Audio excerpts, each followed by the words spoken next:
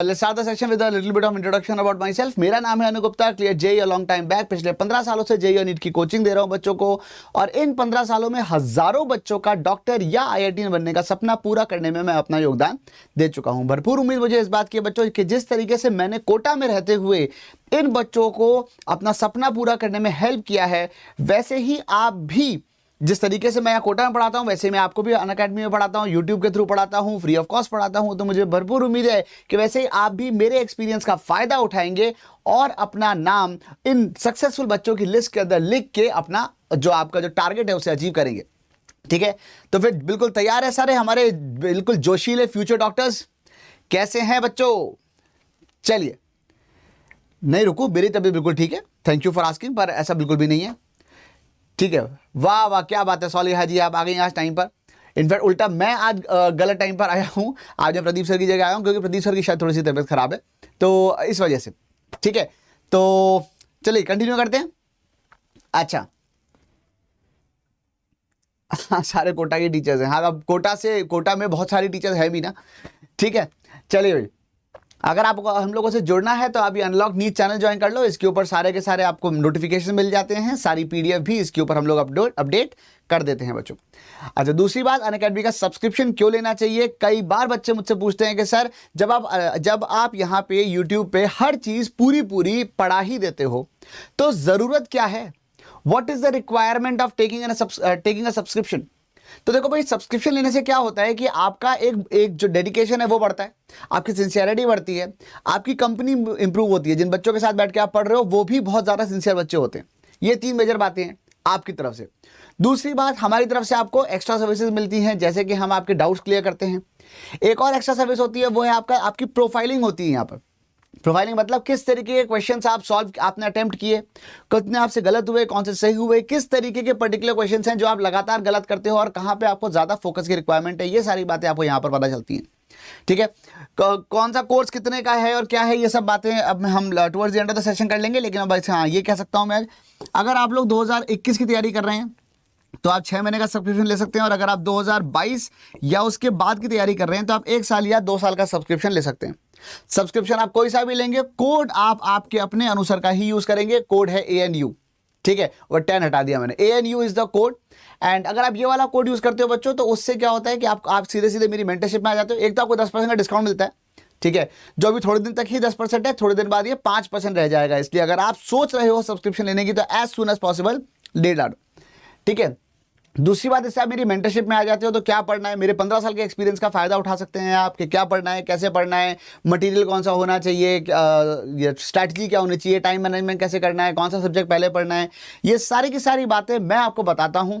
In fact Kota का जो best material है वो भी मैं आपको प्रोवाइड कर सकता हूं, लेकिन वो सिर्फ सारी बातें सिर्फ तब होंगी जब आप सब्सक्रिप्शन लेंगे और कोड यूज करेंगे ANU।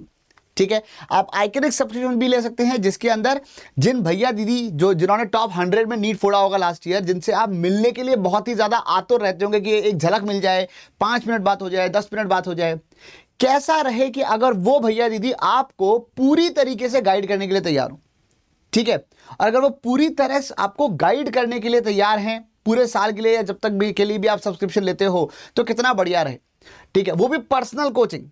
ठीक है, ऐसे नहीं कि मतलब भीड़ में खड़े होकर बोल दिया, पर्सनल कोचिंग। अकेले आपको आपके टेस्ट एनालिसिस के बेसिस पे वो आपको समझाएंगे कि भाई तेरे को ये पढ़ने की जरूरत है, तो ये क्यों नहीं करता है, ये वाली चीज किया कर।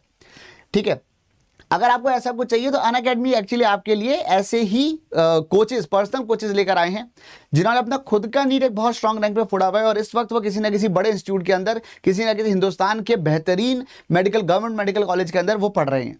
ठीक है, अपनी पढ़ाई करते हैं, पढ़ाई के साथ साथ ऐसा तो नहीं है कि पूरे दिन आपको गाइड करते रहते हैं। ठीक है, दिन में अगर उनको 1 घंटा भी मिल जाता है आपके बारे में सोचने का, समझने का, आपके टेस्ट एनालिसिस को देख के बताने का, तो उनके लिए काफ़ी है। कभी कभी बच्चे मुझसे पूछते हैं कि सर अगर वो हमको गाइड करते हैं तो खुद कैसे पढ़ाई करते हैं? अरे भाई, दिन में 24 घंटे होते हैं और वो डॉक्टर बनने वाले हैं, उनको अच्छी तरह पता है कि मतलब स्लॉग करना क्या होता है। ठीक है, वो नीट फोड़ के गए हैं तो उनको अच्छी तरह पता है कि मतलब अपने टाइम का बेस्ट उपयोग कैसे करना है। उसकी टेंशन तुम मत, उनकी पढ़ाई की टेंशन तुम मत लो, उन्हें तुम्हारी पढ़ाई की टेंशन लेने दो। ठीक है, चलो आगे बढ़े, करते हैं। आज बड़ा खूबसूरत दिन है क्योंकि काइनेमैटिक्स में हम लोग आज 3rd पार्ट पे आ गए हैं, जहां पे हम रिलेटिव मोशन की बात करने वाले हैं। ठीक है। और रिलेटिव मोशन की बात करने का मतलब ये हो गया कि हमें पढ़ना है खूब सारा मज़ेदार चीज़ें, ठीक है।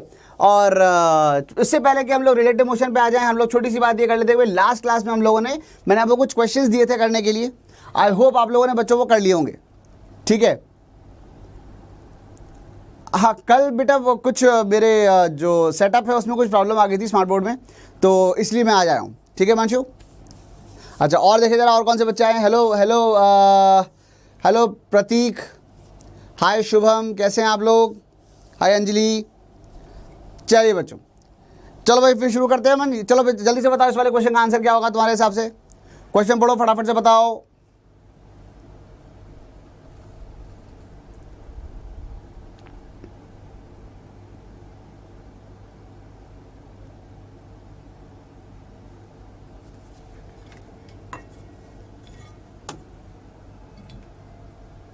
हाँ भाई, तो first question, sorry 10th question की हम लोग बात कर रहे हैं। 10th question, angle of projection at which the horizontal range and maximum height of the projectile are equal.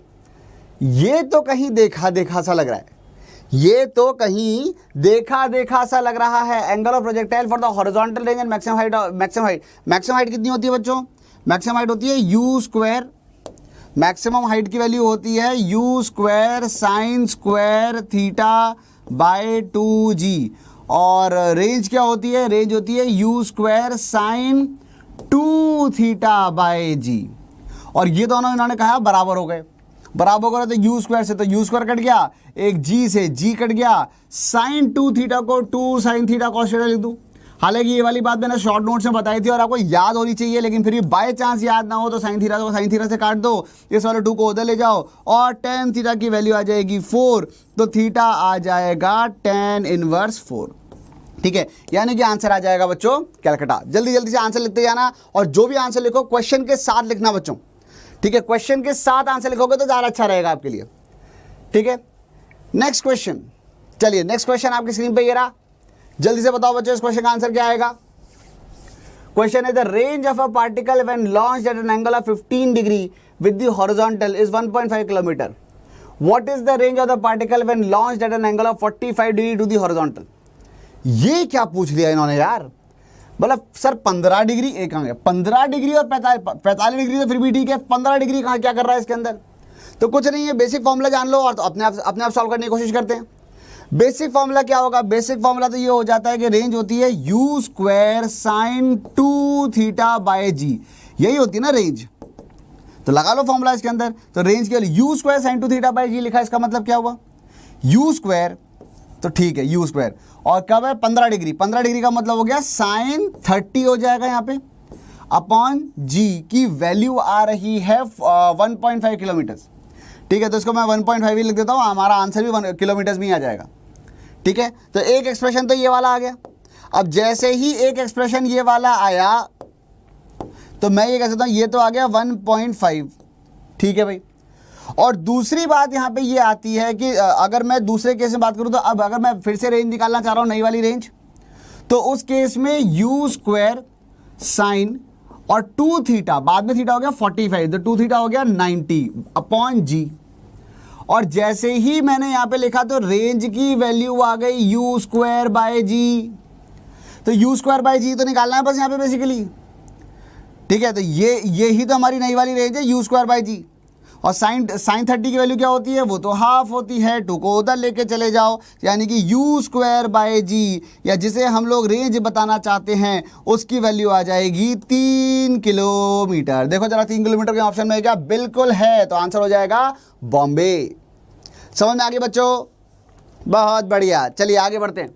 तो 11th का जो आंसर आ जाएगा वो बॉम्बे आ जाएगा, ठीक है, ठीक है भाई। आगे बढ़े, नेक्स्ट क्वेश्चन।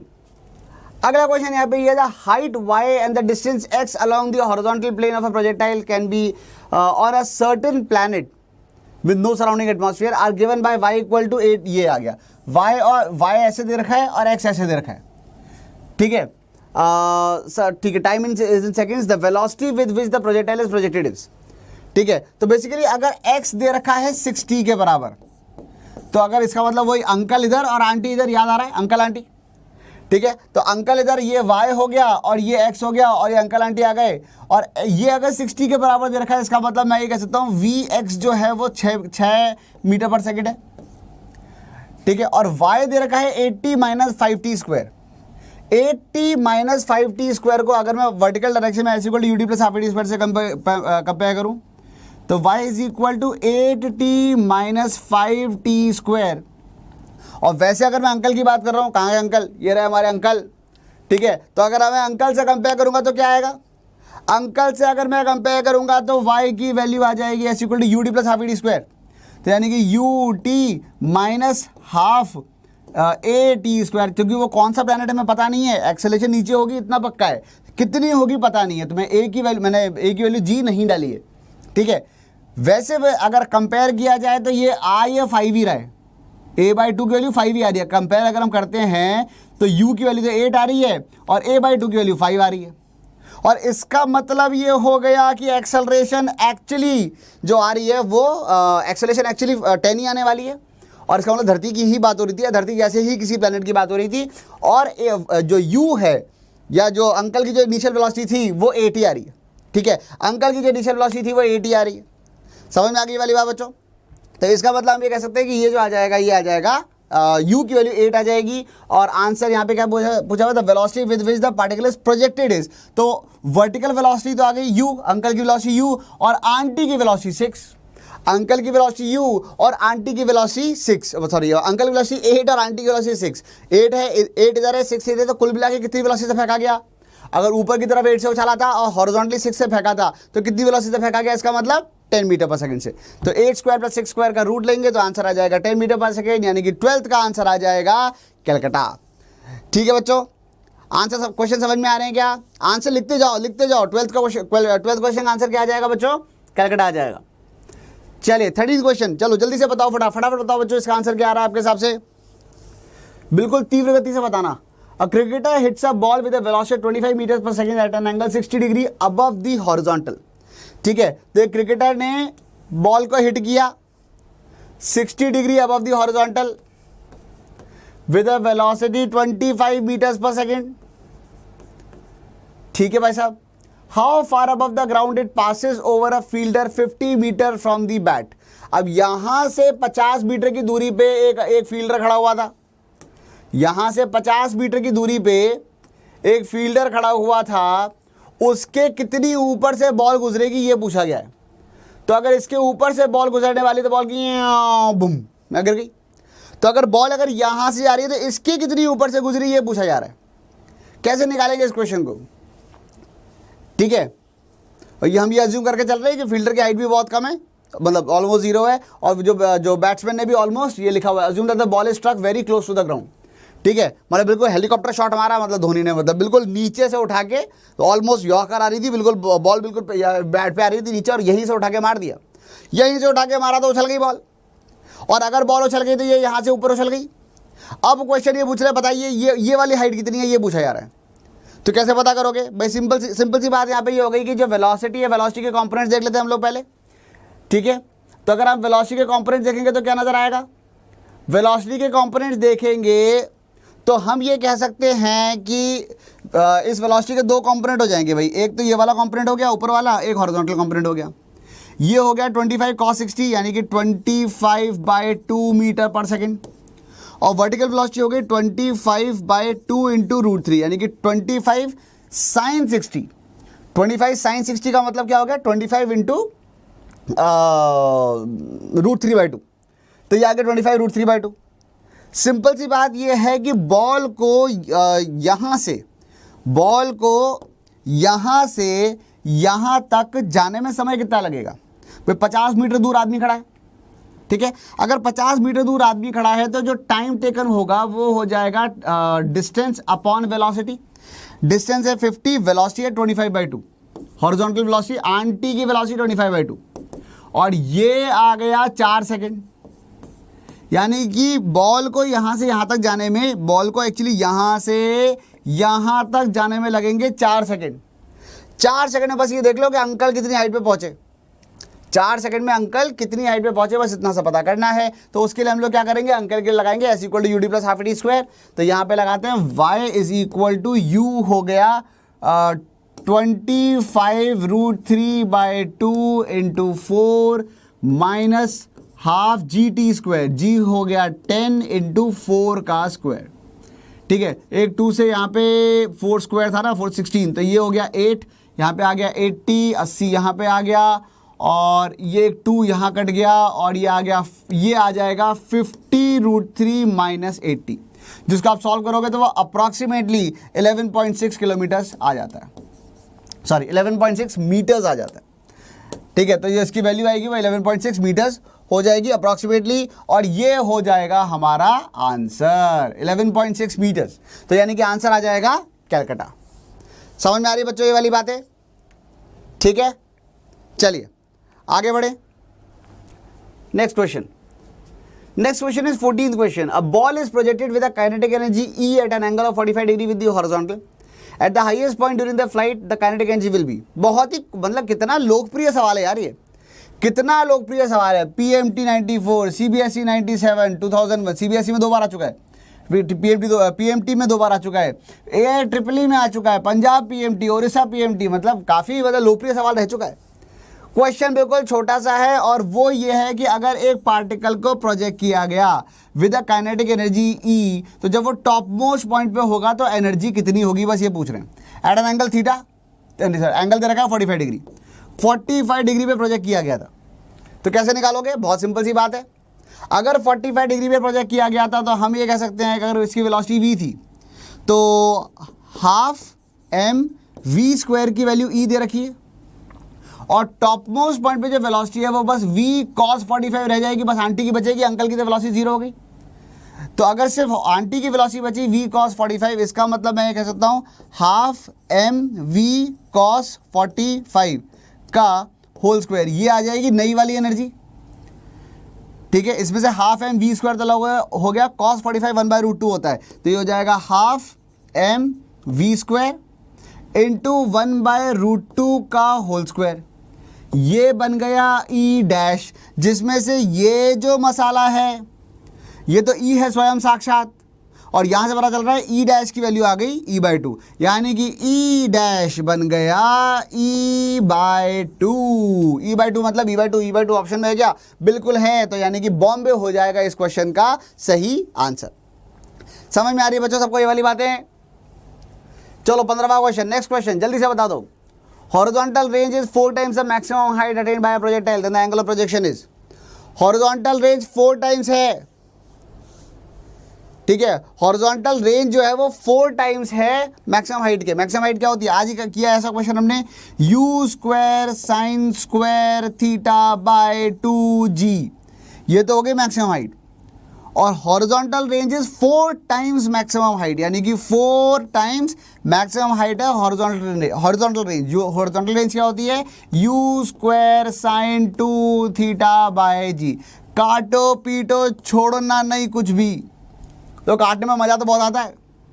अब साइन 2 थीटा को लिखा 2 साइन थीटा कॉस थीटा, एक साइन थीटा भी काटो, ठीक है, एक 2 इधर से कटा, काटो, एक 2 इधर से इधर भी कट गया, मजा ही आ गया, काटो, भयानक ही काटपीट मच गई यार इस क्वेश्चन में। तो tan थीटा की वैल्यू आ गई बहुत ही शानदार तरीके से 1, सब कुछ कट गया ना, कोई बचा ही नहीं। Sine theta upon cos theta इधर आ गया तो वो tan थीटा बन गया, बाकी कुछ बचा ही नहीं, बाकी सब कट चुका है, इक्वल टू 1। तो tan थीटा की वैल्यू क्या आ गई बच्चों, 1 आ गई, और tan थीटा की वैल्यू जैसे ही आ गई 1, मतलब थीटा क्या आ गया 45 डिग्री। आंसर क्या है, कैलकाटा, खड़ाक से। समझ में आ रही क्या बात, क्लियर है क्या, मजा आ रहा है?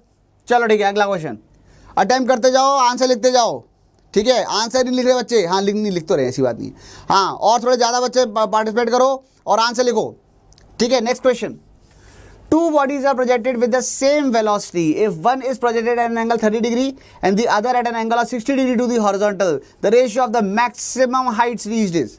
मैक्सिमम हाइट क्या होती है, maximum height is given by, formula बताओ, जल्दी बताओ, फॉर्मूला बताओ, खुद जान जाओ, क्या है, u square sine square theta bye 2g। अब u स्क्वायर और 2g तो बराबर ही है, तो बेसिकली साइन स्क्वायर थीटा का रेशियो निकालना है। एक बार क्या दे रखा है, one is projected angle 30 degree, दूसरा वाला 60 डिग्री। तो इसका मतलब बेसिकली अगर मैं निकालना चाह रहा हूँ h1 अपॉन h2, तो यहाँ पर आ जाएगा sine square 30 upon sine square 60। समझ में आ रहा है क्या बोलता जा रहा हूँ मैं? हैं, भैंस के आगे बीन तो नहीं बजा रहा? समझ में आ रहा है क्या क्या क्या किया ये भाई? यू स्क्वायर और 2g तो सेम है, तो अगर मैं हाइट्स का रेशियो निकालूंगा तो वो sign square theta 1 upon sine square theta 2 बन जाएगा। एक बार 30 डाल दिया, एक बार 60 डाल दिया। जैसे ये डाला, साइन स्क्वायर 30 कितना होता है, साइन 30 कितना होता है, हाफ, तो ये आ गया हाफ का स्क्वायर, और डिवाइडेड बाय साइन 60 कितना होता है, √3/2, तो √3/2 का होल स्क्वायर। और दोनों को जैसे डिवाइड किया, 2 से 2 पहले तो काट दो, ठीक है, काटने का परम सुख हमेशा उठा लेना चाहिए। और 1/√3 का स्क्वायर करोगे तो ये 1/3 आ जाएगा, यानी कि आंसर आ गया बॉम्बे 1:3। समझ में आ रहा है क्या बच्चों को? ठीक है, चलो नेक्स्ट क्वेश्चन। अगला सवाल है ये, चलो जल्दी से करके बता दो यार बच्चों, यार सारे सवाल मैं ही किए जा रहा हूं। चलो फटाफट करो करो करो करो करो। क्वेश्चन नंबर 16 का आंसर देखो तुम्हारे हिसाब से क्या आ रहा है, आप आंसर लिखो। हाँ very good Bhavani, very good, शाबाश।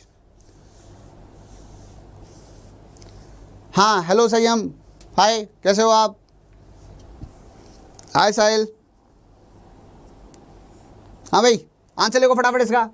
अ ball thrown by one player reaches the other in 2 seconds. एक बच्चे ने बॉल फेंकी, कहाँ गई बॉल, हाँ ये रही, एक बच्चे ने बॉल फेंकी, दूसरे बच्चे ने कैच कर ली, 2 सेकंड में कैच करी गई। इसका मतलब टाइम ऑफ फ्लाइट 2 सेकंड है, ठीक है। Maximum height attained by the ball above the point of the projection will abound will be. अरे वाह वाह वाह, क्या सवाल है।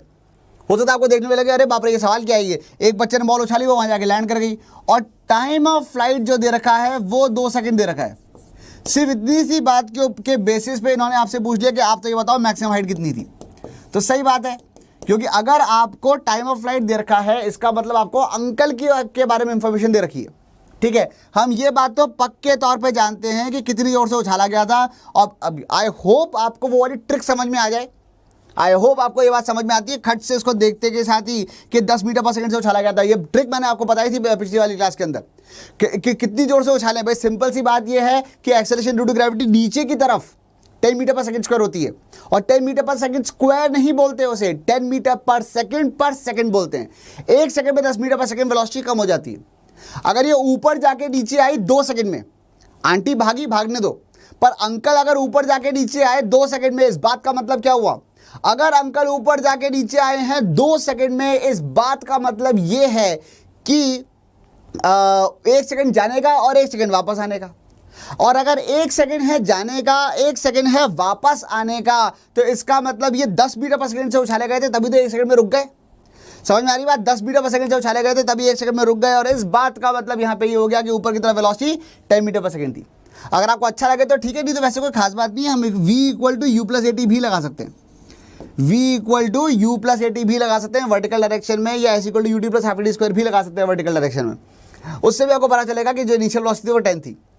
अब अगर मुझे ऊपर वाली वेलोसिटी पता चल गई 10 थी, तो बस अब तो मुझे ये पता करना है अंकल कितनी दूर जाके वापस आए थे। मुझे बस ये पता करना है अंकल कितनी दूर जाके वापस आए थे। तो उसके लिए क्या करेंगे, s = ut + ½ लगा दिया, v² - u² = 2s लगा लेते हैं वर्टिकल डायरेक्शन में। तो v² - u² = 2as। Final velocity क्या हो गई, 0²। इनिशियल वेलोसिटी क्या थी, 10 का स्क्वायर = 2 × -10 हो गई acceleration into displacement is h। s मानो या h मानो, ठीक है। माइनस से माइनस कट गया, एक 10 से 10 कट गया, और ये कितना हो गया था, ये हो गया था 100 = 20s। तो s की वैल्यू आ गई 5 मीटर, और इसका मतलब जो मैक्सिमम हाइट आ जाएगी वो 5 मीटर आ जाएगी। आंसर आ जाएगा कैलकाटा। ठीक है बच्चों, बहुत बढ़िया, शाबाश। हाँ अब थोड़ा मज़ा आया, ठीक है।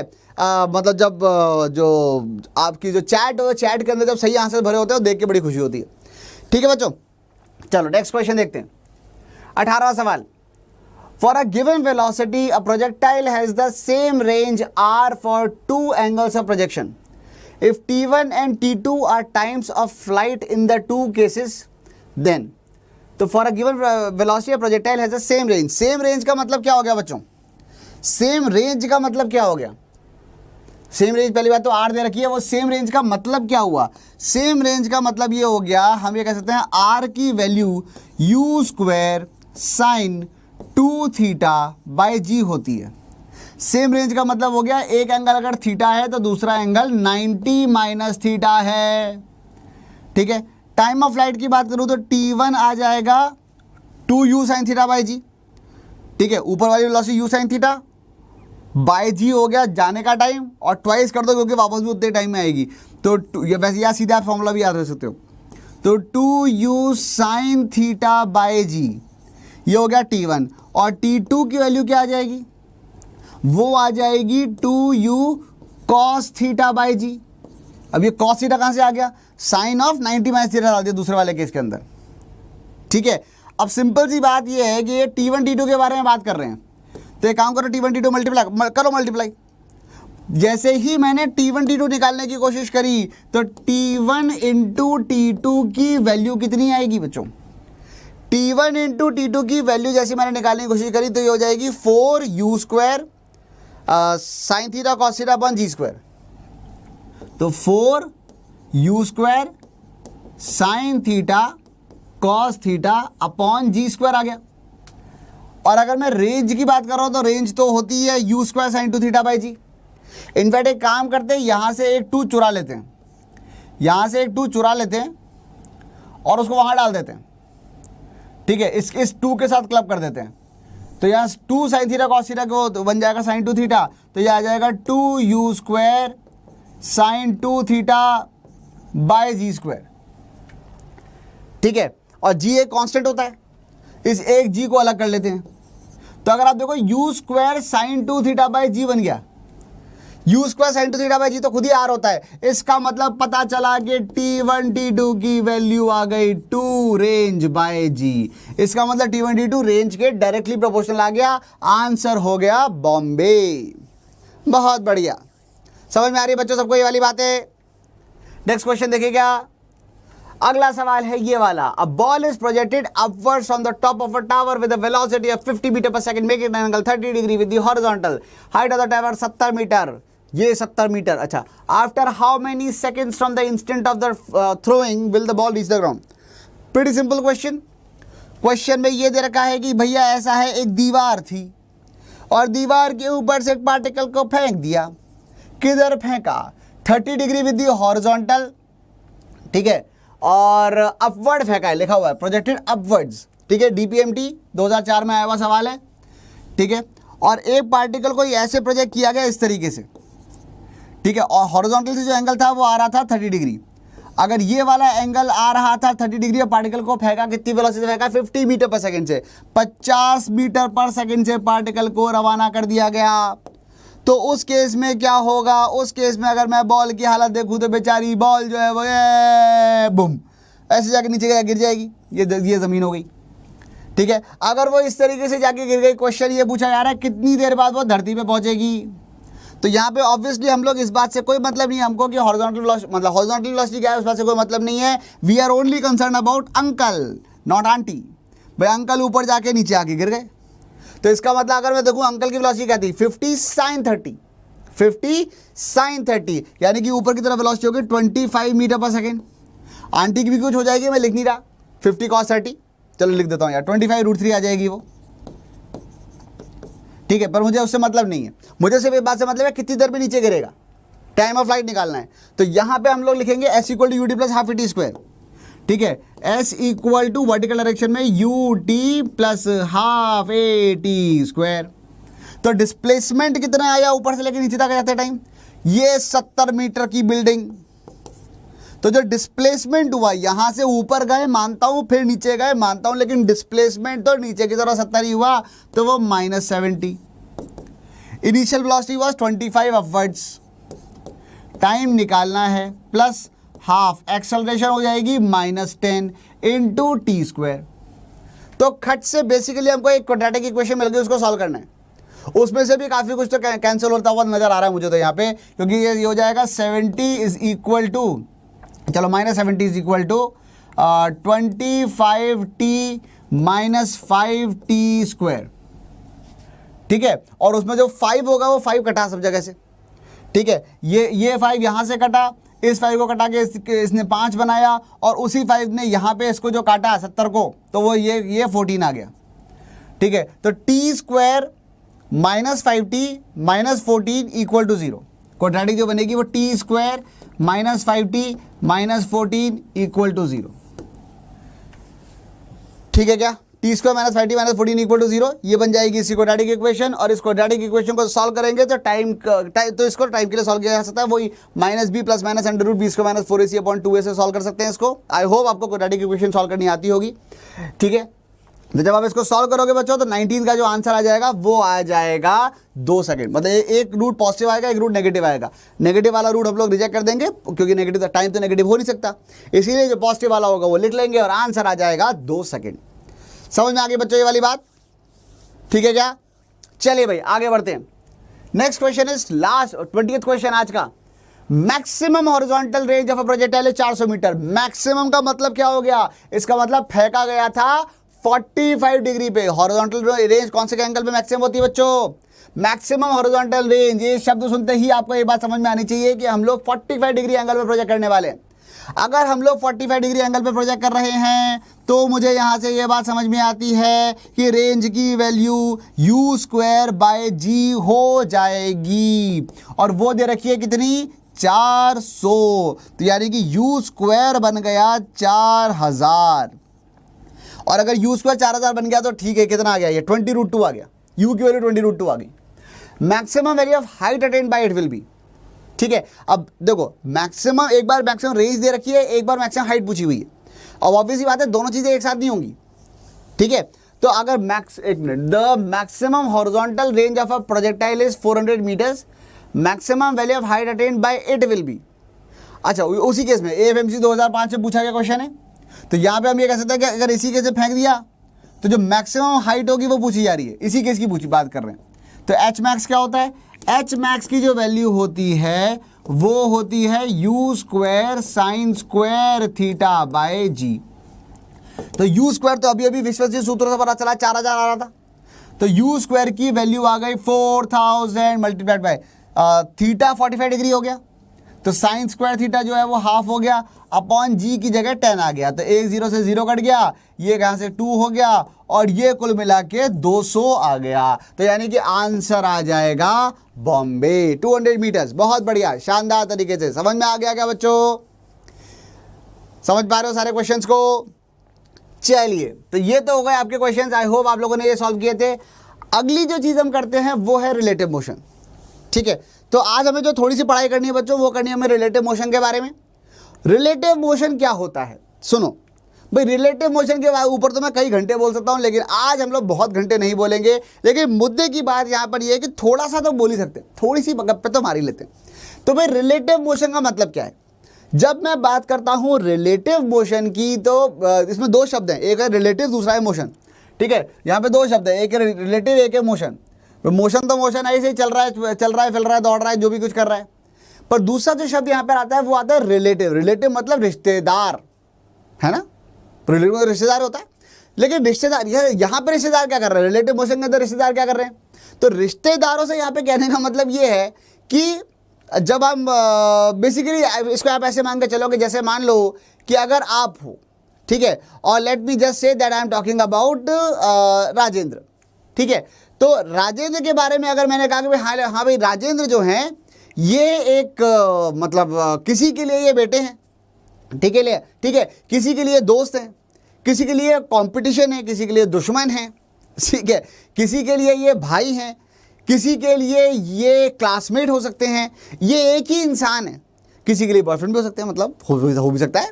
ठीक है, तो ये एक ही इंसान है, जो वही इंसान सबके लिए अलग अलग लोगों के लिए ये अलग अलग है। चीज़ वही है, बस डिपेंड ये करता है कि देख कौन रहा है। That exactly is what is relative motion. हो एक ही चीज़ रही है, बस अलग अलग लोग देखते हैं, उसके हिसाब से अलग अलग चीज़ें हमारे समझ में आती। ठीक है, तो रिलेटिव मोशन की अगर मैं बात कर रहा हूं तो रिलेटिव मोशन में या रिलेटिव के अंदर ये होता है कि भाई देखने के नज़रिए पे फर्क पड़ता है।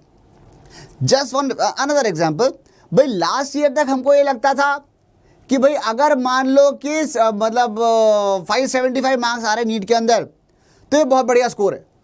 इस साल अचानक सारी की सारी वैल्यूज़ जो थी वो हाई हो गई, और अगर सारी वैल्यूज हाई हो गई, ज़्यादा मार्क्स आने लग गए लोगों के, और मतलब इतने सारे नंबर ले आए लोग बाग फोड़ फाड़ के, और खूब सारे, तो दो लोग तो मतलब 720 में तो 720 ही ले आए, और 600 तो बहुत ही कॉमन हो गया। उस केस में ये हो जाएगा कि अरे यार ये जो 575 जो था, ये स्कोर अचानक थोड़ा सा छोटा लगने लग गया है कि नहीं यार अगले साल तो अपने को 600 या 610 का टारगेट रखना पड़ेगा। ठीक है, तो ये सब रिलेटिव है। वो जो मतलब एक साल, पिछले साल था 575 या 580 वाज अ ह्यूज स्कोर, और अगले साल एकदम से यार नहीं यार 20 का स्कोर और बढ़ाना पड़ेगा। ये चलो ठीक है, ये तो पढ़ाई की बात हो गई।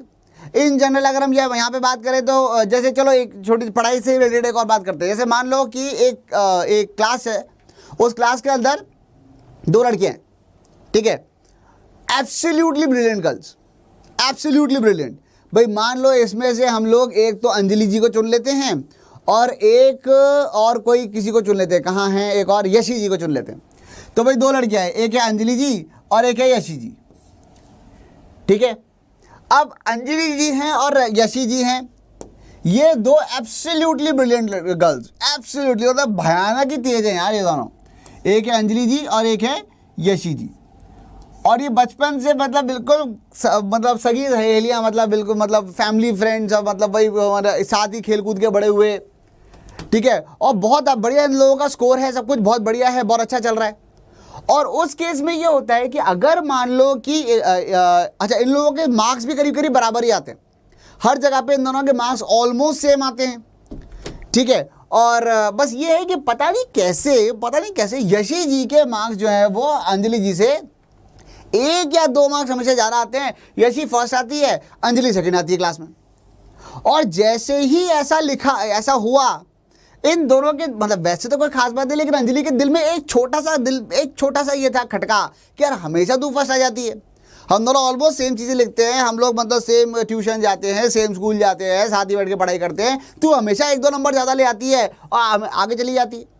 तो इनके दिल में, इनके लिए थोड़ा सा एक ये कॉम्पिटिटिव स्पिरिट है कि यार कभी मैं भी फर्स्ट आ जाऊँ यार, एक आध बार ऐसी क्या बात हो गई। और ये कार्यक्रम चल रहा था, ये अंजलि जी और ये यशी जी। ठीक है, अब क्या हुआ, मान लो बोर्ड का रिजल्ट आया, और बोर्ड का जो रिजल्ट आया या कोई मेजर एग्जाम हुआ उसका रिजल्ट आया, और रिजल्ट के बाद अचानक पता चला रिजल्ट पे वो वहाँ पे बोर्ड पे लगा रिजल्ट, और ये दोनों की दोनों भागती भी गई अपने इंडिपेंडेंटली, और इसने भी रिजल्ट देखा, उसने भी रिजल्ट देखा, एक दूसरे के मार्क्स भी देखे, और पता ये चला कि इनके तो आए 96% मार्क्स, मतलब जैसा कि मैंने आपको पहले ही बताया, एब्सोल्युटली ब्रिलियंट बच्चे, और इनके आ गए 98% मार्क्स। पहली बार अंजलि जी के मार्क्स यशी जी से थोड़े से ज्यादा, 2% मार्क्स जो है वो ज्यादा आए। जैसे ही इनके मार्क्स उनसे 2% ज्यादा आए, और उसके बाद जब वहां से निकली तो इनके तो चेहरे पे क्या खुशी, मजा आ गया, आज फाइनली मैंने यशी जी को पीछे कर दिया और मैं आगे आ गई। और यशी जी जो हैं उनके मतलब हालांकि ये सेकंड आई है, वो फर्स्ट आई है, लेकिन फिर भी इनके दिल में थोड़ा सा मलाल रह गया, यार इस बार ये अंजलि आगे कैसे निकल गई। अब क्या होगा, जब ये दोनों एक दूसरे को मिलेंगी पहली बार, तो जब अंजलि जी यशी जी को देखेंगी, ठीक है, और जब यशी जी अंजलि को देखेगी, तो यशी जब अंजलि को देखेगी तो ये उसको देखेगी, और उसको ना 96 नजर आएगा, ना इसको 98 नजर आएगा, इसको बस अंजलि के मुंह पे नजर आएगा 2 मार्क्स, तो आगे निकल गई 2। और जब यशी जी अंजलि को देखेगी, इन्हें भी ना 96 नजर आएगा, ना 98 नजर आएगा, इन्हें भी बस नजर आएगा 2। देखा, 2%, मैं 2% आगे मन निकल गई, 2 मार्क्स आगे। तो मुद्दे की बात यहाँ पे ये है कि उस केस में इस बात से कोई फर्क नहीं पड़ता कि 96 है 98 है, यहाँ पे फर्क से पड़ता है 2 से। अच्छा एक एग्जांपल और लेते हैं, यही पे मान लो 2 एब्सोल्यूट गधे भी हैं, लेट अस से X and Z। ठीक है, 2 एब्सोल्यूट गधे हैं उसी क्लास के अंदर, बेवकूफ, 1 नंबर के ढपोर कहीं के, कुछ नहीं पढ़ते लिखते, वे 1 नंबर के नालायकी करते रहते हैं, बस दिमाग बहुत है लेकिन उल्टे पुल्टे काम में चलाते हैं। ठीक है, अब इनके आए यहाँ पे 36% मार्क्स, और इनके आए 40% मार्क्स। ठीक है, दोनों एब्सोल्युटली गधे, और एक क्या है 36%, एक क्या है 40%। अब जब X ने Z को देखा तो क्या वो उसको नजर आ रहा, यार तू कितना तेज है यार, कितना इंटेलिजेंट है तू, और वो Z इसको देख रहा है, तुम बेवकूफ कहीं के हैं, सिर्फ 36% मार्क्स आए हैं, पढ़ाई करा करो थोड़ी, हैं खाली बैठा रहते तुम, थोड़ी इज्जत है, थोड़ा पढ़ लिया करो। अब यहाँ पे देखा जाए तो देखा जाए तो ये दोनों एब्सोल्यूट गधे और ये अपनी दुनिया में मस्त है। इनको दिखाओ बेटा दुनिया में ऐसे लोग भी एग्जिस्ट करते हैं, देखो इनको, ठीक है। ये जैसे ये लाइन, ये वर्ड्स आपने कभी ना कभी घर पे आपने सुने होंगे, देखो सीखो कुछ, ठीक है। तो ये कह रहे हैं कंपैरिजन तो होते ही रहते हैं। तो ये इन्होंने इससे सीखा, इन्होंने ये दोनों एक दूसरे में अपनी दुनिया में मस्त हैं। जब तक ये इनसे नहीं मिल रहा है, ये अपनी दुनिया में मस्त हैं। और इनफैक्ट कोई बहुत बड़ी बात नहीं होगी कि जेड जो है वो एक्स को एजुकेशनल काउंसलिंग दे रहा है कि देख ऐसे पढ़ते हैं ऐसे, और वो कहता है कि भाई कैसे पढ़ते हैं बता दो यार कैसे 40% आ जाए, 36 ही रह गए। अरे दोनों कहते हैं यार, समझ में आ रही पहली बात। चलो खैर एनीवेज, तो आई होप आपको इस कहानी से ये समझ में आया कि रिलेटिव का मतलब क्या है। जब आप रिलेटिव की बात कर रहे होते तो आपको इस अपने स्कोर से कोई मतलब नहीं है, आपको सिर्फ डिफरेंस से मतलब होता है। रिलेटिव वेलोसिटी की जब हम बात करते हैं तो आपको अपनी वेलोसिटी का मतलब नहीं होता, हमें से चेंज इन वेलोसिटी से फर्क पड़ता है, ठीक है। तो रिलेटिव मोशन के बेस में क्या होता है कि motion is combined property of an object under study as well as observer को ध्यान में रखते हुए हम लोग दूसरी बॉडी की का जो मोशन है उसको ऑब्जर्व करते हैं। और जो अगली चीज इसके अंदर आती है वो है कि there is no such thing like absolute motion. Absolute मतलब ये बात मैं अक्सर कहता हूं, कई बार कहता हूं, nothing is absolute, everything is relative, ठीक है। हालांकि ये वाली बात कहते कहते मैं थोड़ा सा आध्यात्मिक हो सकता हूं, ठीक है। नथिंग इज एब्सोल्यूट, कोई भी चीज एब्सोल्यूट होती ही नहीं है, सब चीजें रिलेटिव होती हैं, ठीक है। और अगली चीज यहां पे ये आ जाती है कि हाँ, motion is always defined with respect to an observer और अ रेफरेंस फ्रेम, ठीक है। जो ऑब्जर्वर किस तरीके से डिफाइन कर रहा है उसके हिसाब से पता चलता है कि मोशन किस तरीके का चल रहा है। यहां पे हम लोग एक छोटी सी कहानी देख लेते हैं, ठीक है। अब आया था रामबाण। मुद्दे की बात बताओ सर, सॉल्व कैसे करना है। सॉल्व करने का तरीका बच्चों ये होता है, जैसे मान लो यहाँ पर एक बंदर, एक पेड़ है, उस पेड़ के ऊपर एक बंदर बैठा हुआ है, ये पूंछ बंदर की, और ये बंदर यहाँ पे बैठा हुआ है, और ये उसके पैर, ये उसके हाथ, और बस बैठा है, और उसकी वेलोसिटी है 0। ऑब्वियसली बंदर बैठा हुआ है, उसकी वेलोसिटी 0 है। ये ट्रक है, यहाँ पे ट्रक में तो सनी बाजी हमारे, और सनी बाजी जो है वो मान लो यहाँ पे मैं निकला गड्डी लेके निकल लिए वो तो, और यहाँ पे उनकी जो velocity let me just say कि वो है 10 मीटर पर सेकंड, ठीक है। फिर यहाँ पे एक छोटी सी कार जा रही है, इसमें भी कोई जा रहा है, लेटर से सलमान खान जा रहे हैं इसके अंदर। सलमान खान जो है वो 20 मीटर पर सेकंड से जा रहे हैं, ठीक है। और सामने से एक कार उल्टी आ रही है, वो कार जो आ रही है वो मान लो इस तरफ आ रही है, और उस कार की जो वेलोसिटी है वो लेट मी जस्ट अज्यूम कि 5 मीटर पर सेकंड है, और उस कार के अंदर भी कोई किसी को बैठा दो, किसको बैठाए बताओ। लेटर से उसके अंदर कैटरीना कैफ बैठी, ठीक है। तो इसके अंदर तो कैटरीना कैफ बैठी हैं, इसके अंदर सलमान खान बैठे हैं, इसके अंदर सनी बाजी बैठे, ठीक है। अब क्या हुआ, और वो वहाँ बंदर तो वहाँ बैठा ही है, बी फॉर बंदर। अब क्या हुआ कि अगर मैं सबके अलग अलग लोगों के रिलेटिव देखूं तो क्या होगा। अगर मैंने मान लो इसके रिलेटिव देखा, ठीक है, तो सीधी सी बात है, पहले तो बंदर के फ्रेम में सबकी वेलोसिटी जो है सो है सही, ठीक है, वो एब्सोल्यूट फ्रेम हो गया, वो तो एब्सोल्यूट वेलोसिटी हो गई। व्हाट अबाउट सनी बाजी के फ्रेम में, तो किसी के भी फ्रेम में अगर हम बात करते हैं तो शायद आपने सुना होगा velocity of A with respect to B is equal to velocity of A minus velocity of B. तो मैं आपको एक छोटी सी बात बता दूं, यहाँ पे velocity of A minus velocity of B हर बार मैथमेटिकली लिखने की जरूरत नहीं होती है। आप इसको एक्चुअली ये भी तो लिख सकते हो वी ए माइनस या प्लस माइनस वी बी, ऐसे भी तो लिखा जा सकता है। कहने का मतलब जिसके फ्रेम में देख रहे हैं, जिसके रिलेटिव देख रहे हैं, उसका वेक्टर उल्टा करके जोड़ दो, तो उसका वेक्टर उल्टा करके जोड़ोगे तो क्या आएगा। तो यहां पे मैं ये कह सकता हूं कि बेसिकली जैसे अगर मैंने बोला कि मुझे तो ये बताओ इसके फ्रेम में क्या चल रहा है, तो इसके फ्रेम में जो दुनिया चल रही है वो कैसे चलेगी कि भाई पहले तो इसका वेक्टर उल्टा करके इसी में जोड़ा, जैसे मैंने इसका वेक्टर उल्टा करके इसी में जोड़ा तो इसके फ्रेम में वेलोसिटी 0 हो गई, 10 को उल्टा करके 10 में जोड़ दिया तो 10 होता 0, 10 राइट 10 लेफ्ट 0। उस 10 को उल्टा करके बंदर में जोड़ दिया तो वो पीछे की तरफ 10 हो गया। इस 10 को उल्टा करके यहां जोड़ दिया तो ये आगे की तरफ 10 रह गया। बस समझ में आ रहा है क्या बोलने की कोशिश कर रहा हूं मैं। और इस 10 को उल्टा करके यहां भी जोड़ दिया तो इसका मतलब सनी बाजी के फ्रेम में कैटरीना कैफ जो है वो 15 मीटर पर सेकंड से लेफ्टवर्ड्स आ रही है। ये बातें समझ में आई कि नहीं आई, ठीक है। इस ट्रक के रिस्पेक्ट में ट्रक के रिस्पेक्ट में ऑब्वियसली ट्रक की वेलोसिटी 0 ही होगी, ट्रक के रिस्पेक्ट में ट्रक की वेलोसिटी 0 ही आएगी। ट्रक के रिस्पेक्ट में कार की वेलोसिटी 10 मीटर पर सेकंड रह गई, ठीक है, और ट्रक के रिस्पेक्ट में कैटरीना कैफ की वेलोसिटी 15 मीटर पर सेकंड लेफ्टवर्ड्स हो गई। ये वाली बातें समझ में आ रही हैं क्या? ठीक है। अच्छा, उसके बाद फिर मैंने कहा चलो ठीक है, ये तो ट्रक के रिस्पेक्ट में हो गया। फिर हम बात करते हैं किसके रिस्पेक्ट में? फिर हम बात करते हैं मान लो सलमान खान के फ्रेम में। सलमान खान के फ्रेम में अपन कलर यूज करते हैं मान लो ब्लू वाला।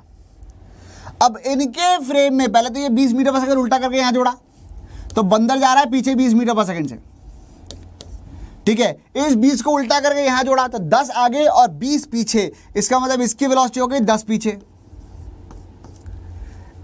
20 मीटर उल्टा करके इसी में जोड़ दिया तो इसकी वेलोसिटी ऑब्वियसली 0 हो गई। सही बात है, सलमान खान के रिलेटिव सलमान खान की वेलोसिटी तो 0 ही आएगी, ठीक है। अब इसको उल्टा करके यहां जोड़ दिया, वो 5 से इधर जा रहा है, ऑलरेडी कैटरीना कैफ 5 से लेफ्टवर्ड जा रही थी, तो अब वो 5 और 20 और जोड़ दिया तो 25 मीटर पर सेकेंड से लेफ्टवर्ड आ रही है। समझ में आ रही है ये वाली बात?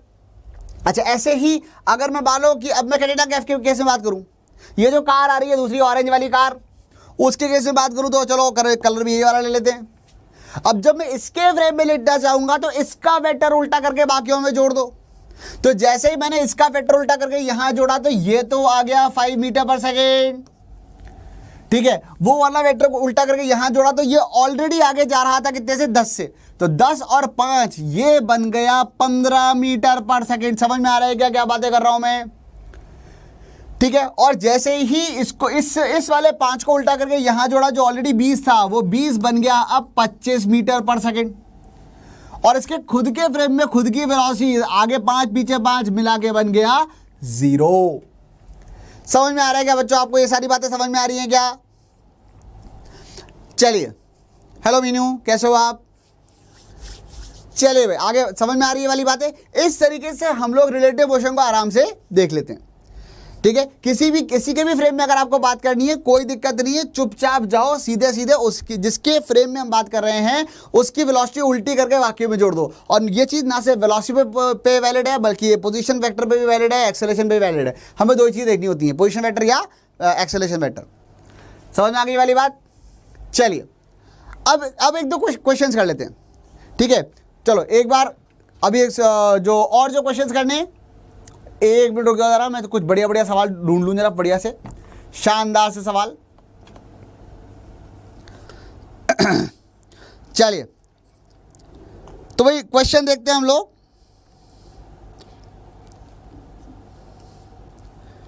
रिलेटिव मोशन का सवाल देखा जाए, एक बढ़िया सा सवाल अगर मैं देखता हूं तो वो कौन सा आएगा?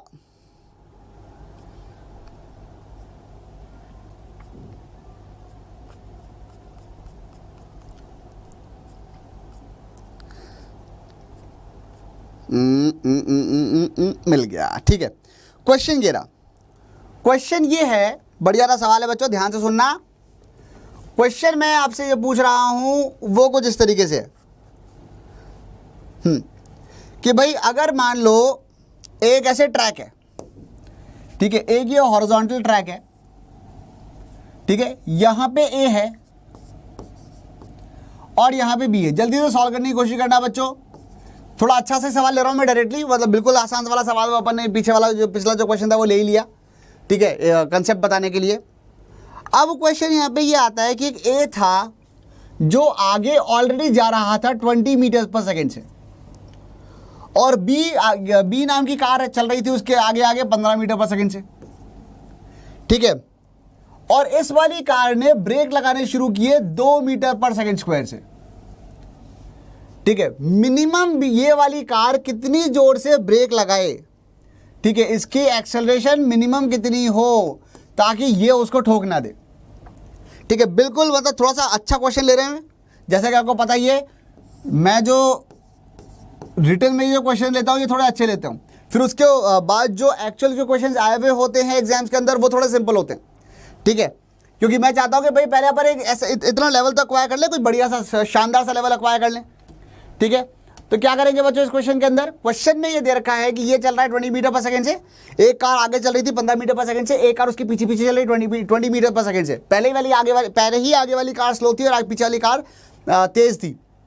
ऊपर से आगे वाली कार ने ब्रेक और मार दिए, नालायक कहीं की ब्रेक और मार रही है। अब वो ब्रेक मारेगी तो इसको तो पक्का ब्रेक मारने ही पड़ेंगे, वैसे भी मारने पड़ते हैं अगर इसको एक्सीडेंट रोकना था तो। जब इन दोनों के बीच की दूरी 200 मीटर थी तब उसने ब्रेक मारने शुरू किए। तो इसको मिनिमम कितनी जोर से या क्या इसकी एक्सेलरेशन होनी चाहिए पीछे की तरफ, कितनी जोर से ब्रेक मारनी चाहिए ताकि इन दोनों का एक्सीडेंट होते होते रुक जाए। तो इसके दो तरीके बच्चों सॉल्व करने के। एक तरीका तो ग्राउंड फ्रेम में सॉल्व कर लो, ठीक है, इंसान जमीन पे खड़े होकर देख रहा है तो मतलब ये कहीं पहुंचे और तुम भी वहां पे जस्ट पहुंच के उसके बगल में जाके दोनों की वेलोसिटी बराबर कर दो। या फिर हम एक दूसरे के फ्रेम में देखें। फ्रेम में देखने में बड़ा मजा आता है, ठीक है ना, मतलब अगर आप इमेजिन करो तो it's a very very interesting thing. जैसे अगर आप जैसे कभी आपके साथ कभी ऐसा हुआ हो बाय चांस लॉकडाउन से पहले कि आप कभी ट्रेन में चले हो, ठीक है, जब आप ट्रेन में चल रहे थे देखो एक बार ना ध्यान से सुनने की कोशिश करना, क्या आप इस चीज़ को इमेजिन कर पा रहे हो, फील कर पा रहे हो। कभी शायद आपके साथ ऐसा हुआ हो कि आप है ना ट्रेन में सो रहे थे, रात को ट्रेन में ट्रैवल कर रहे थे और आप सो रहे थे रात को, और रात को 2 बजे होता ना ट्रेन किसी स्टेशन पे आके खड़ी हो गई और आपकी आंख खुली, आप देखा और आपने खिड़की जो थी आपके सामने, मतलब आप ऐसे सो रहे थे, आपके सामने जो खिड़की थी उसमें तो खैर कुछ नहीं था, इधर वाली पीछे आपके पीछे वाली जो खिड़की थी उस तरफ प्लेटफॉर्म था, ठीक है। तो आपने एकदम से आप उठे, आपने देखा अच्छा कहीं कहीं तो खड़े हैं, चाय चाय की आवाज़ आ रही थी, कुछ कुछ हो रहा था, अच्छा हाँ कहीं खड़े हैं, ठीक है कोई बात नहीं, आप सो गए। अब क्या हुआ, थोड़ी सी देर बाद आपकी ऐसी आंख खुली और आपने सामने वाली खिड़की के बाहर एक और ट्रेन देखी। भाई लाइक करना वीडियो को, और आई होप मैं आपको आपसे कनेक्ट कर पा रहा हूँ। आपने सामने वाली खिड़की के अंदर बाहर एक ट्रेन देखी और आपने देखा कि वो ट्रेन, बाहर वाली ट्रेन हल्की हल्की चल रही है, और उसको देखते ही आप एकदम से कंफ्यूज हो गए कि यार ये वो वाली ट्रेन चल रही है कि मेरी ट्रेन चल रही है, और आपने एकदम से पलट के बाहर अपने प्लेटफॉर्म की तरफ देखा कि प्लेटफॉर्म चल रहा है कि नहीं चल रहा है, ये पता करने के लिए कि हम चल रहे हैं कि नहीं चल रहे हैं। ये कभी आपके साथ ऐसा हुआ है क्या भाई, जब एकदम से आपने इधर क्योंकि आपको पता है कि प्लेटफॉर्म अगर मूव कर रहा है तो प्लेटफॉर्म तो कहीं जाएगा नहीं, ठीक है। अगर प्लेटफॉर्म इधर मूव कर रहा है मतलब मेरी ट्रेन उधर जा रही है, अगर प्लेटफॉर्म इधर मूव कर रहा है मतलब मेरी ट्रेन उधर जा रही है। अब उधर वाली ट्रेन मूव कर रही है तो देर में भी लॉट ऑफ पॉसिबिलिटीज, हो सकता है मेरी ट्रेन खड़ी है, सामने वाली ट्रेन बाहर जा रही है, अब बाहर वाली ट्रेन आगे पीछे जा रही है, हो सकता है वो वाली ट्रेन रुकी हो, मेरी ट्रेन आगे जा रही हो सकता है दोनों जा रहे हो पर दोनों की वेलोसिटी अलग अलग हो। समझ में आ रहा है मैं क्या कहने की कोशिश कर रहा हूं बच्चों, ठीक है। तो यहीं पे हम लोग इस चीज को हम लोग बातें, यहाँ पे हम लोग बातें कर सकते हैं कि अगर ये 15 मीटर पर सेकंड से काट जा रही है, वो उसकी भी ब्रेक लग रहे हैं और यहाँ भी लग रहे हैं, तो एक काम करते हैं पर किसी एक के फ्रेम में बात करते हैं। कौन से फ्रेम में बात करें, चलो ए वाले फ्रेम में बात करते हैं, ठीक है।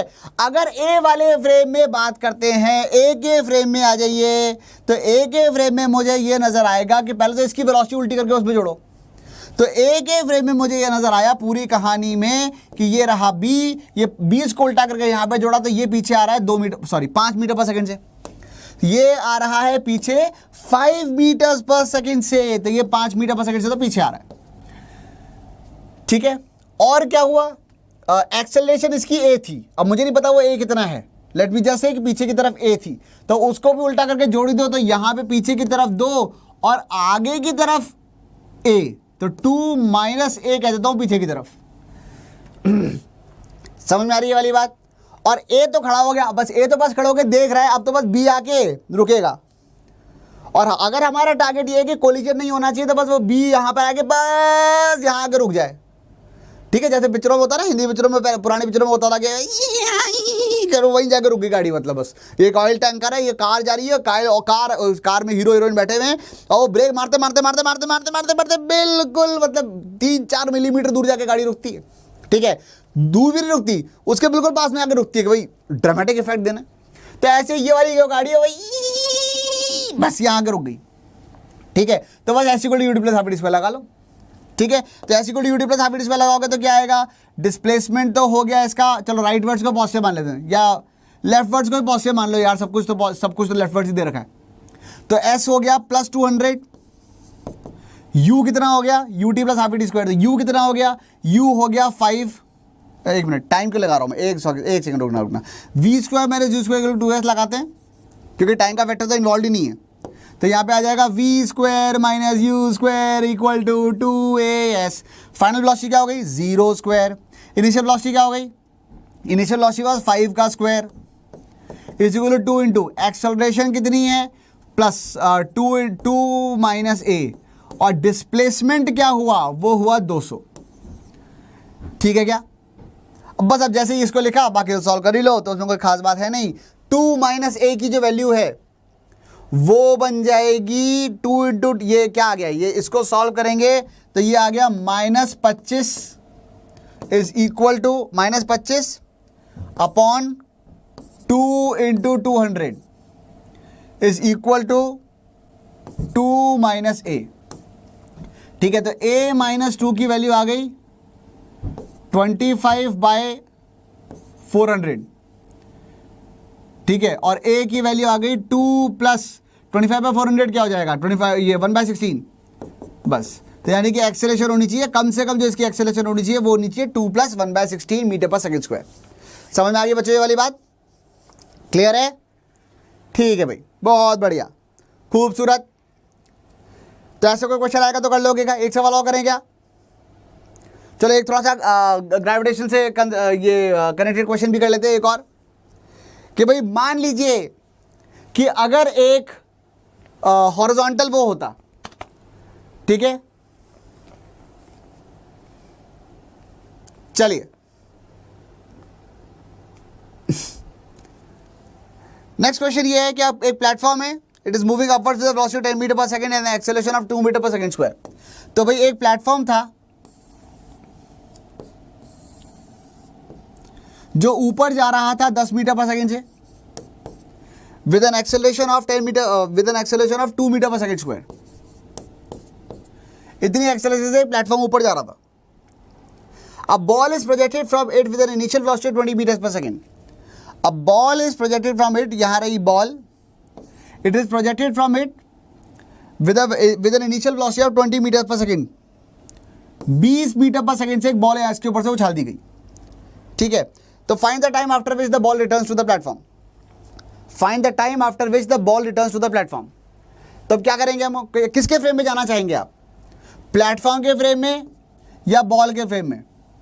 भाई मुझे तो लगता है प्लेटफॉर्म के फ्रेम में चलते हैं, ज़्यादा सुंदर लगेगा देखने में। वैसे एक बात है, बॉल जब हवा में होगी तो इसकी एक्सेलरेशन नीचे की तरफ 10 मीटर पर सेकंड स्क्वायर होगी। बॉल जब हवा में होगी, प्लेटफॉर्म कितनी भी स्पीड से जा रहा हो, बॉल एक बार हवा में आ गई तो उसकी एक्सेलरेशन जो है वो नीचे की तरफ 10 मीटर पर सेकंड स्क्वायर होगी। तो अगर मैंने प्लेटफॉर्म के फ्रेम में सारी कहानी लिखी, चलो प्लेटफॉर्म के फ्रेम में लिखते हैं। प्लेटफॉर्म के फ्रेम में पहली बात तो प्लेटफॉर्म रेस्ट पे आ जाएगा, platform is not moving now. ठीक है, बॉल की जो इनिशियल वेलोसिटी थी वो थी 20 मीटर पर सेकंड और प्लेटफॉर्म की वेलोसिटी 10 मीटर पर सेकंड। तो प्लेटफॉर्म के फ्रेम में अगर मुझे बॉल की वेलोसिटी लिखनी है तो प्लेटफॉर्म की वेलोसिटी उल्टी करके जोड़ दूं। ये मेरा रिलेटिव मोशन का रामबाण है, खटाक सारे क्वेश्चन सॉल्व होते हैं इससे। और ना सिर्फ रिलेटिव मोशन चैप्टर के, बल्कि रिलेटिव मोशन जहां जहां भी यूज होता है फटाफट सारे क्वेश्चन सॉल्व होते हैं। तो 10 मीटर पर सेकंड को पहले मैंने यहां जोड़ दिया। 20 मीटर पर सेकंड वेलोसिटी ऊपर की तरफ थी, 20 मीटर पर सेकंड अगर वेलोसिटी ऊपर की तरफ थी, उसमें 10 मैंने नीचे की तरफ जोड़ा, तो ये जो ऊपर की तरफ वेलोसिटी है वो 10 मीटर पर सेकंड ही आ जाएगी। ये वाली बात समझ में आ रही है क्या? प्लेटफॉर्म के रिस्पेक्ट में बॉल की velocity 10 metre per second square हो जाएगी। And what about the acceleration? तो बॉल की एक्सेलरेशन नीचे की तरफ 10 थी, जिसमें इसकी एक्सेलरेशन ऊपर की तरफ 2 थी, वो ऊपर वाली 2 उल्टी होके बॉल में जुड़ी। तो बॉल की एक्सेलरेशन नीचे की तरफ 12 मीटर पर सेकंड स्क्वायर आ जाएगी। ये बात समझ में आई कि नहीं आई? बॉल की वेलोसिटी जो है वो 12 मीटर पर सेकंड स्क्वायर हो जाएगी। सॉरी, बॉल की एक्सेलरेशन जो है प्लेटफॉर्म के रिस्पेक्ट में 12 मीटर पर सेकंड स्क्वायर हो जाएगी, क्योंकि बॉल की actually velocity 10 metre per second square नीचे थी ही सही। बॉल को जब उछाला गया था तो जो उसकी नीचे की तरफ वेलोसिटी थी, नीचे की तरफ जो एक्सेलरेशन थी वो वैसे भी 10 मीटर पर सेकंड स्क्वायर थी, और प्लेटफॉर्म की खुद की 2 थी। तो वो 2 को उल्टा करके जोड़ा तो 2 और 10 और 2 मिला के 12 बन गए। ठीक है, अब क्वेश्चन ये पूछा रहा है, अब ये तो स्टेशनरी हो गया, ये तो बेसिकली अब स्टेशनरी हो गया। रोक दो भाई, तुम खड़े हो जाओ एक जगह पे, हिलना मत यहाँ से। अब ये ऊपर जाके नीचे आया, बॉल का जाके ऊपर जाके नीचे आएगी तो टाइम कितना लगेगा?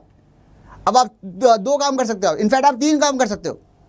पहला काम, बॉल के लिए S = UD + ½ t² लगा लो, एक काम आप ये कर सकते हो। दूसरा काम आप ये कर सकते हो कि वर्टिकल डायरेक्शन में यहां से लेके यहां तक जाने के लिए V = U + AT लगा लो, और वो यहां से वहां तक का टाइम मिल जाएगा और टाइम को डबल कर देना। या फिर तीसरा काम हम करते हैं, जो हम एक्चुअली करेंगे, और वो होता है हमारा सबसे खूबसूरत काम। जाने का टाइम लगेगा, वो इस बात को ध्यान में रखते हुए कि यूनिट क्या है, metre per second square. Metre per second square को क्या कह सकते हैं? Metre per second. इसका मतलब ऊपर गया 10 मीटर पर सेकंड से, ब्रेक लग रहे हैं 12 मीटर पर सेकंड स्क्वायर से, इसका मतलब हर सेकंड में 12 मीटर पर सेकंड वेलोसिटी कम हो जाती है। तो 10 मीटर पर सेकंड जीरो कब हो जाएगी, 1 सेकंड में 12 मीटर पर सेकंड कम होती है, और 10 मीटर पर सेकंड कितनी देर में कम हो जाएगी, 10/12। ये बात समझ में आ रही है क्या? देखो लॉजिक है, अगर समझ में आया तो अच्छी बात है, ठीक है, अदरवाइज v = u + at तो है ही सही। वर्टिकल डायरेक्शन में अगर मैं देखता हूं तो फाइनल वेलोसिटी क्या होगी, 0, इनिशियल वेलोसिटी क्या थी 10, माइनस एक्सेलरेशन क्या है 12 टाइम t, तो टाइम निकाला तो 10/12 आ गया। इतने टाइम में रुकेगा और इतने ही टाइम में वापस आएगा, आंसर आएगा 20/12 यानी कि 10/6 यानी कि 5/3 5/3 सेकेंड्स। इतने टाइम के बाद वो जो बॉल है वो वापस प्लेटफॉर्म पे टकरा जाएगी। समझ में आ रहा है क्या बच्चों सबको? ठीक है, अच्छा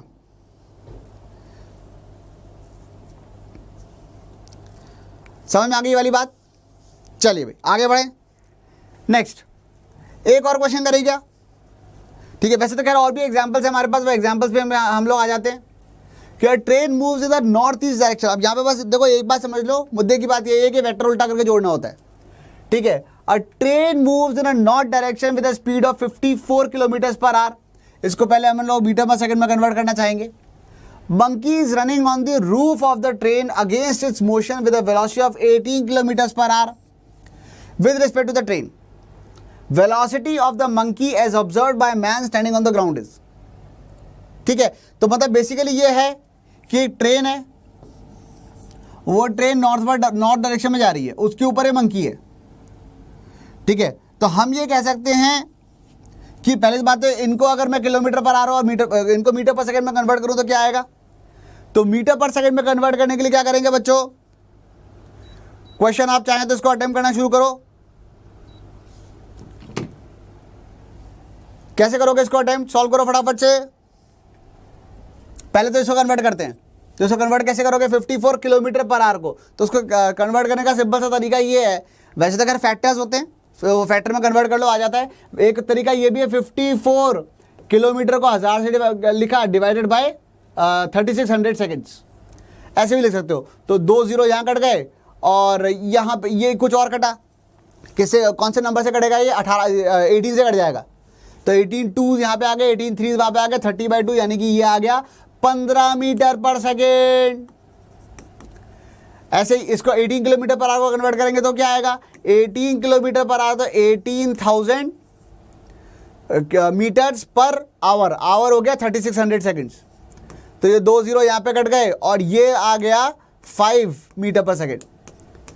तो भाई ये क्या क्या कह रखा है यहाँ पे कि एक ट्रेन है, velocity of train with respect to monkey is equal to velocity of train minus velocity of absolute velocity of monkey. ये वाली बात मैं कह सकता हूं। अब जैसे ही मैंने ये वाली बात कही, अब मुझे क्या दे रखा है? वेलोसिटी ऑफ ट्रेन दे रखी है, velocity of train with respect to monkey दे रखी है, और वेलोसिटी ऑफ मंकी पूछी गई है, ठीक है। तो वेलोसिटी ऑफ मंकी के बारे में क्या कहा जा सकता है? तो velocity of train with respect to monkey is equal to velocity of train minus velocity of monkey, ठीक है। वेलोसिटी ऑफ, अगर ऊपर की तरफ को मैं पॉजिटिव मान रहा हूं तो क्या लिखा हुआ है? Train moves in the north direction with the speed of 15 metre per second. तो ट्रेन तो आ गई +15, ये तो हो गया +15, और क्या आया? A monkey is running on the roof of the train against its motion with a velocity of 18 km/h with respect to train, यानी कि VTM जो है, और वो नीचे की तरफ भाग रहा है, उल्टा भाग रहा है। वो कितने से? 5 मीटर पर सेकंड से, यानी ये हो गया -5, और -VM निकालना है, मतलब ये VM निकालना है, वेलोसिटी ऑफ मंकी निकालना है, जमीन से खड़े होकर जो वेलोसिटी नजर आएगी। तो यहाँ पे सॉल्व करेंगे, VM की वैल्यू कितनी आ जाएगी? VM की वैल्यू आ जाएगी 15, और इधर आ गया +5, ठीक है। एक मिनट, कुछ गड़बड़ है क्या? कुछ गड़बड़ लग रही है मुझे यहाँ पर। Velocity of train with respect to monkey is equal to VT minus VM, और मंकी ऊपर जा रहा है, फील कुछ गलत सी आ रही है मुझे इसके अंदर। ट्रेन ऊपर जा रही है कितनी वेलोसिटी से? 15 मीटर पर सेकेंड से। मंकी पीछे जा रहा है 5 मीटर पर सेकेंड से, तो वो 15 से आगे जा रही है, तो 10 से ऊपर जाना चाहिए। मैंने कुछ गड़बड़ करी क्या? Velocity of train, okay okay okay, अच्छा, मैंने ये गलती करी है, मैंने train with respect to monkey लिख दिया, monkey with respect to train की बात कर रहे थे।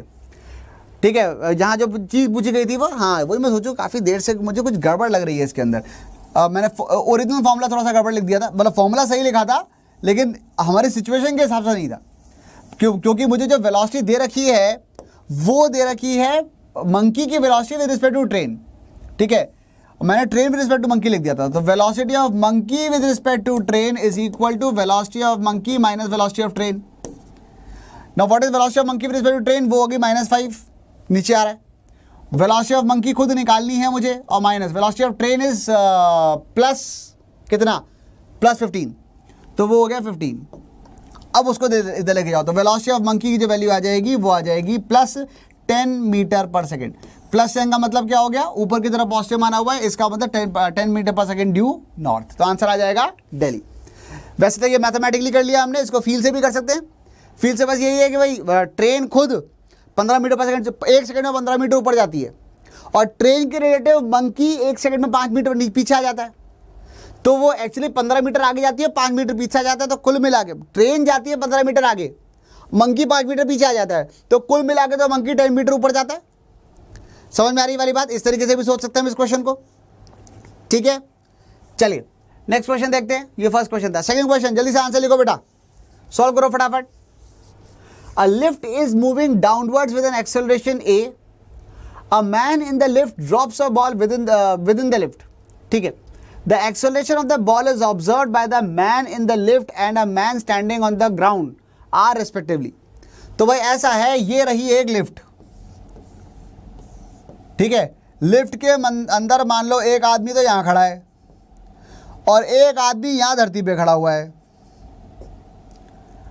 टांग कैसे टूट गई इसकी? हाँ, अब जब ये यहाँ से खड़ा होकर देख रहा है, वो वहाँ से देख रहा है, और एक बॉल यहाँ पे गिर रही है। समझ लो, एक बात समझ जाओ, इस बॉल का दीवार की किसी भी से कोई कांटेक्ट नहीं है, किसी भी पार्ट से, और इसका मतलब एक बात तो पक्की है, और वो ये है कि इसकी एक्सेलरेशन नीचे की तरफ जी ही होगी, एब्सोल्युटली जी है, तो इसको तो उसकी एक्सेलरेशन जी ही नजर आएगी। ठीक है, अच्छा, a lift is moving downward with acceleration A. Lift की जो एक्सेलरेशन है वो ए नीचे की तरफ है, मतलब आदमी की भी एक्सेलरेशन ए नीचे की तरफ है। आदमी के रिस्पेक्ट में देखेंगे तो ये उल्टा करके वहां जोड़ दो, तो उसकी जो एक्सेलरेशन है वो जी माइनस ए आ जाएगी आदमी के रिस्पेक्ट में। तो जो अंदर आदमी खड़ा है उसके रिस्पेक्ट में जी माइनस है, और जो बाहर खड़ा है उसके रिस्पेक्ट में तो जी ही है। और इसका मतलब आंसर क्या आ जाएगा? जल्दी से बताओ बच्चों, आंसर क्या खड़ा बता रहे लोग बाग, देख लेते हैं। तो लिफ्ट, सॉरी क्या पूछा गया है? The acceleration of the ball as observed by the man in the lift and the man standing stationary on the ground is. तो हाँ, जी माइनस ए आ जाएगा, एक बार जी माइनस ए आ गया, दूसरे केस में जी आ गया, तो आंसर हो जाएगा कैलकाटा। बिल्कुल सही जवाब है। क्लियर है बच्चों? कोई हैरानी परेशानी तो नहीं है? चलिए next question. A boat takes 2 hours to go 8 kilometers and come back in still water lake. ठीक है, दो घंटे लगते हैं 8 किलोमीटर जाने में और 8 किलोमीटर वापस आने में। ठीक है, अगर 8 किलोमीटर जाने में और वापस आने में 2 घंटे लगे, इसका मतलब मैं ये कह सकता हूं कि स्टिल वाटर में जो स्पीड है, या ये कह सकते हैं velocity of the boat with respect to water is actually equal to 2 hours to go 8 kilometre and come back, यानी कि 16/2, यानी कि 8 किलोमीटर पर आवर उसकी स्पीड है विद रिस्पेक्ट टू वाटर। ठीक है, the time taken for going 8 kilometre upstream and coming back downstream with water velocity of 4 kilometre per hour. तो भाई अगर मान लो कि यहाँ पे कोई नदी बह रही है, अब अगर एक नदी यहाँ बह रही है और वो बह रही है 4 किलोमीटर पर आवर से, अगर नदी बह रही है 4 किलोमीटर पर आवर से, तो एक बात समझ लो कि अगर आदमी या बोट की velocity with respect to water v है और रिवर की वेलोसिटी खुद की u है, तो डाउन स्ट्रीम में तो जो वेलोसिटी आएगी वो कितनी आएगी? डाउन स्ट्रीम की वेलोसिटी आ जाएगी v + u, दोनों ऐड हो गए। ठीक है, क्योंकि पानी के रिलेटिव वो u चला, सॉरी पानी के रिलेटिव वो v चला और पानी खुद u चला, तो v + u। और अपस्ट्रीम में जो वेलोसिटी आ जाएगी वो आ जाएगी v - u, कि वो भाई बार बार वो, जैसे मान लो ये कितनी दे रखी है, 8 दे रखी है, तो 1 घंटे में वो 8 किलोमीटर ऊपर चढ़ता है, पर 1 घंटे में 4 किलोमीटर पानी पीछे आ जाता है, तो वो आ जाएगा v माइनस यू के बराबर। और अगर ये नीचे की तरफ यहां तो हो गया ये v प्लस यू, इधर आ गया v माइनस यू। अगर एक बार आया v प्लस यू, यहां पर आया v माइनस यू, तो क्या हो जाएगा, जाने का टाइम लगा 8/v प्लस यू। v दे रखा है, v खुद दे रखा है, v कितना दे रखा है अपने को 8, और u दे रखा है 4। तो यानी कि डाउन स्ट्रीम वेलोसिटी हो गई 12 और अपस्ट्रीम वेलोसिटी हो गई 4। ठीक है, तो अब इसमें अगर ये ऊपर जाके नीचे आया है, ठीक है, तो अगर ये ऊपर जाके नीचे आया तो जाने में टाइम लगा 8/4, तो 8/4 तो जाने का टाइम, और लौटने का टाइम लग गया 8/12। लौटने का टाइम लग गया, क्योंकि टाइम क्या होता है, time is distance upon velocity. Distance क्या है, जाते टाइम डिस्टेंस कितना था 8, लौटते टाइम डिस्टेंस कितना था 8, तो जाते टाइम टाइम लगा 8/4, लौटते टाइम टाइम लगा 8/12। ये आ गया टाइम जो हमसे पूछा जा रहा है। इतने तो घंटे लगे हैं, इसको 60 से मल्टीप्लाई कर लोगे तो मिनट्स भी आ जाएंगे। सॉल्व करेंगे तो क्या आएगा, इसको मल्टीप्लाई, ये कटा 2 और ये 4 से कटा 2/3, तो 2 घंटे का मतलब तो 120 मिनट तो ये वाले हो गए, और 2/3 2/3 हुआ ना, ये 4 से कटा, हाँ ठीक है 2/3 का मतलब हो गया 40 मिनट्स, है ना, 2/3 ऑफ 60, 2/3 ऑफ 60, तो वो हो गया 40 मिनट्स। तो इसका मतलब 120 प्लस 40 यानी कि ये टोटल आ जाएगा 160 मिनट्स। तो आंसर आ जाएगा कैलकाटा। समझ में आ रही है क्या बच्चों सारी बातें ये? चलिए एक और क्वेश्चन देखें। अगला क्वेश्चन है ये वाला, 4 persons P, Q, R and S of same mass travel with same speed u along a square of side D such that each one always faces the other. After what time they will meet each other? बहुत ही खूबसूरत सवाल है और काफ़ी common question है ये। ध्यान से देखना बच्चों, इसको थोड़ा सा डायग्राम थोड़ा सा सुंदर सा बनेगा इसका। ठीक है, हो ये रहा है कि ये वाले भाई साहब इसको पॉइंट कर रहे हैं, ये वाले भाई साहब इसको पॉइंट कर रहे हैं, ये मतलब लव ट्रायंगल होता है, ये लव क्वाड्रेंगल है। ठीक है, ये उससे प्यार करता है, वो उससे प्यार करता है, वो उससे प्यार करता है, वो उससे प्यार करता है। बहुत कंफ्यूजन है, करता है करती है मतलब जो भी है। ठीक है, 4 इंसान हैं। ठीक है, अब ये उसके तरफ सम्मोहित, ये उसके तरफ के प्रति सम्मोहित, ये उसकी तरफ, ये उसकी तरफ, और जो जा रहा है उस हिसाब से घूमते जा रहे हैं। अगर ये वाला मान लो थोड़ी देर बाद अगर मैं कहता हूं कि ये पहुंचा यहां पे, तो ये पहुंच गया यहां पे, ये पहुंच गया यहां पे, और ये पहुंच गया यहां पे, तो इसकी वेलोसिटी इस तरफ है, इसकी वेलोसिटी इस तरफ है, और मतलब अब जो स्क्वायर बनेगा वो ये वाला बनेगा, थोड़ा टेढ़ा हो गया स्क्वायर। ठीक है, और ये अब इधर जा रहा है, वो इधर जा रहा है, ये इधर जा रहा है, ये इधर जा रहा है। थोड़ी सी देर बाद ये यहाँ पहुँच गए, ये यहाँ पहुँच गए, ये यहाँ पहुँच गए, ये यहाँ पहुँच गए, और नया स्क्वायर कुछ इस तरीके का बन गया देखने में। और थोड़ी सी देर बाद क्या हुआ, ये यहाँ पहुँच गए, ये यहाँ पहुँच गए, ये यहाँ पहुँच गए, ये यहाँ पहुँच गए। ठीक है, और जो स्क्वायर था वो देखने में ऐसा लगने लग गया। उसके थोड़ी देर बाद क्या हुआ, उसके थोड़ी देर बाद ये वाले भाई साहब यहाँ आ गए, ये यहाँ आ गए, ये यहाँ आ गए, वो यहाँ आ गए, और स्क्वायर कुछ इस तरीके का हो गया। उसके थोड़ी देर बाद क्या हुआ, पता नहीं क्या हो रहा है, ये सारे के सारे सरकते जा रहे हैं। अब जो स्क्वायर था वो देखने में कुछ इस तरीके का हो गया। फिर और थोड़ी देर बाद फिर वो स्क्वायर देखने में वो कुछ इस तरीके का हो जाएगा। सारे रंग जो लगा लिए मैंने यहाँ पर, कहने का मतलब, और ये स्क्वायर घूमते घूमते रहेगा, ये हमेशा स्क्वायर ही, और ये स्क्वायर घूमते घूमते घूमते घूमते बेसिकली सेंटर पे आ जाएगा। तो किसी एक का अगर मैं पाथ देखूँ तो वो पाथ कैसा आएगा, तो किसी एक का पाथ देखा जाए तो ऐसे घूमते हुए फिर वो सेंटर पे आके रुकेगा। तो मुद्दे की बात यहाँ पे ये है कि एक्चुअली जो पाथ होगा ये चारों के चारों ऐसे गोल गोल घूम के सेंटर पे आ जाएंगे। ज़्यादा ड्रॉ नहीं करूँगा, नहीं तो सारे डायग्राम का कचरा हो जाएगा।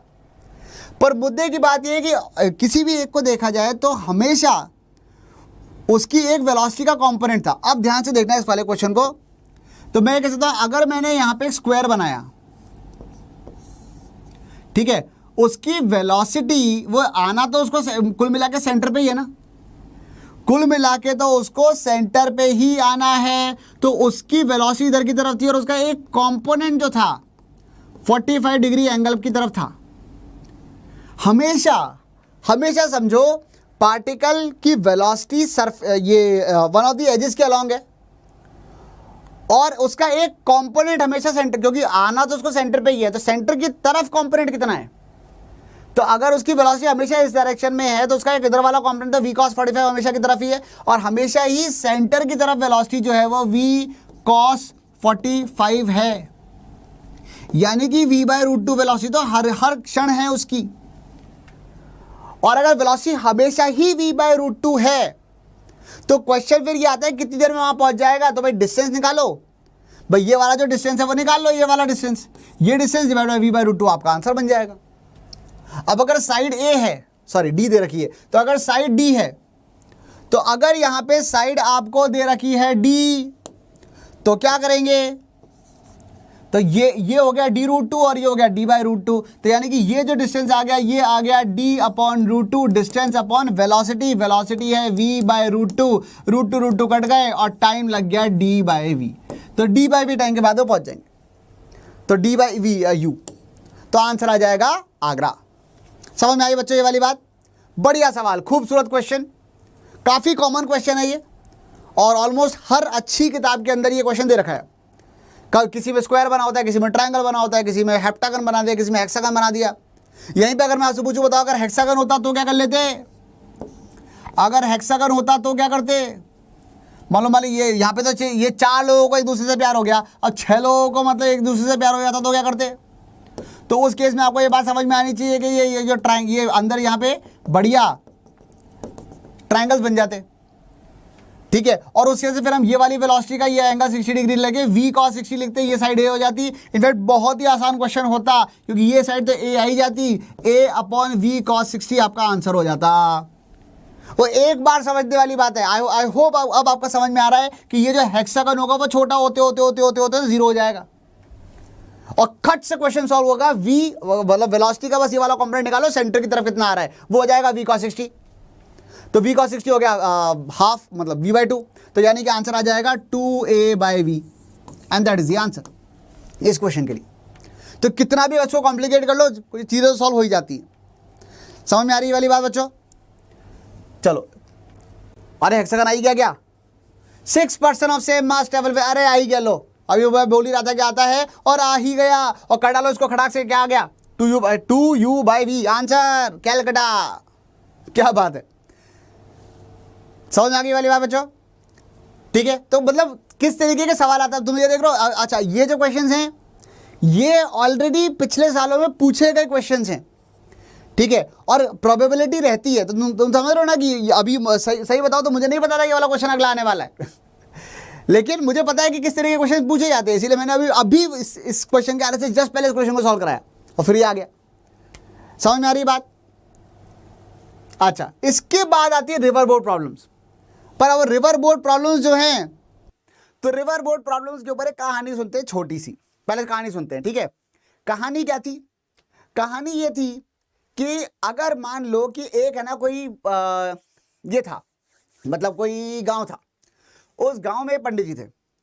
पंडित जी जो थे वो एक मंदिर के सामने, मतलब मंदिर में ही वहीं वो आसपास ही के पैदा हुए, उसी मंदिर में वो मतलब पुजारी जी जो थे उनके बेटे थे वो।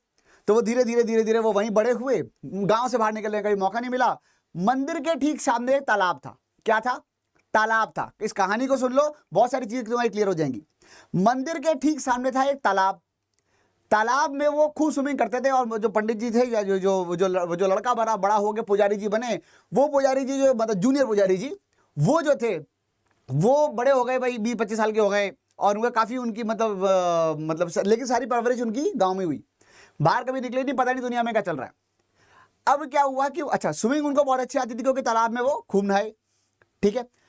अब क्या हुआ, एक दिन उनका मन किया कि नहीं यार, मैं तो बाहर जाऊंगा घूमने। और कहानी सुनना ध्यान से। उन्होंने कहा मैं तो बाहर जाऊंगा घूमने। अब जब वो एक दिन बाहर गए घूमने, तो उनको मिली एक नदी।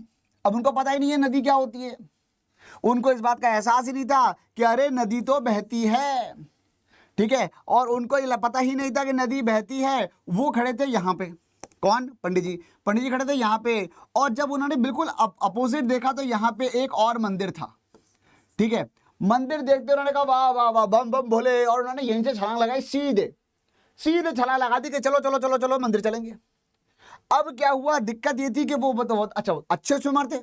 अच्छे स्विमर अगर आपने देखा वो क्या अपना मुंह ज्यादा बाहर नहीं निकालते, ठीक है, वो सांस लेने को लंबी सांस लेके थोड़ा सा मुंह निकाला बाहर और सामने देखते नहीं रहते कि कहाँ जाना है, ठीक है। तो वो क्या हुआ, वो ऊपर वो ऐसे सीधे सीधे स्विम कर रहे थे, मुंह नीचे था, निशाना सीधा था, सीधे सीधे निकल जाएंगे हम तो। जब वो ये कोशिश कर रहे थे तो कोशिश करते करते क्या हुआ, कोशिश करते करते उनकी जो वेलोसिटी वो एग्जैक्टली मंदिर ये नदी के परपेंडिकुलर थी और मंदिर की तरफ थी। लेकिन अफसोस की बात यह है कि नदी भी तो चल रही थी, तो कुछ टाइम में वो कुछ आगे बढ़े, नदी आगे ले जाए, फिर वो क्रॉस करे, नदी थोड़ा आगे और ले जाए, और ये करते करते करते करते उनका जो रिजल्टेंट आया वो रिजल्टेंट आ गया इस तरफ। बेसिकली हम ये कह सकते हैं कि वो ऐसे ऐसे ऐसे ऐसे करते करते यहां पहुंच गए। सच्चाई ये है कि अगर आसमान से कोई देख रहा होता तो उनका जो शेप है वो लगातार ऐसा ही नजर आता, ठीक है। उनका जो शेप है, उनका जो बॉडी का स्ट्रक्चर है वो हमेशा ऐसे नजर आता। He was always pointing towards this direction, लेकिन जा वो इधर रहे थे, ठीक है। और जब वो इधर जा रहे थे, अच्छा जब वो यहां पहुंचे तो यहां मिला उनको क्या, इनको यहां मिला कब्रिस्तान। उनका हे प्रभु, मतलब वहां निकल के एकदम से वो पहुंचे और यहां पे मिल गया कब्रिस्तान। उनकी तो हवा टाइट होली, कहते अरे प्रभु ये क्या, ऐसा क्या तांडव मचाया, वहां से तो मंदिर लग रहा था, यहाँ पे आते आते कब्रिस्तान हो गया, तो ये कब्रिस्तान हम कैसे पहुंच गए। तो अब उनको ये बात समझ में नहीं आई कि हुआ क्या उनके साथ, ठीक है। उनके साथ ये हुआ कि उन्होंने क्या रिलेटिव मोशन का ना तो उन्होंने पढ़ा था ना उसका कुछ एहसास था। रिलेटिव मोशन क्या कहता है, रिलेटिव मोशन कहता है कि मैं ये कह सकता हूं कि velocity of man with respect to river plus velocity of river is equal to velocity of man.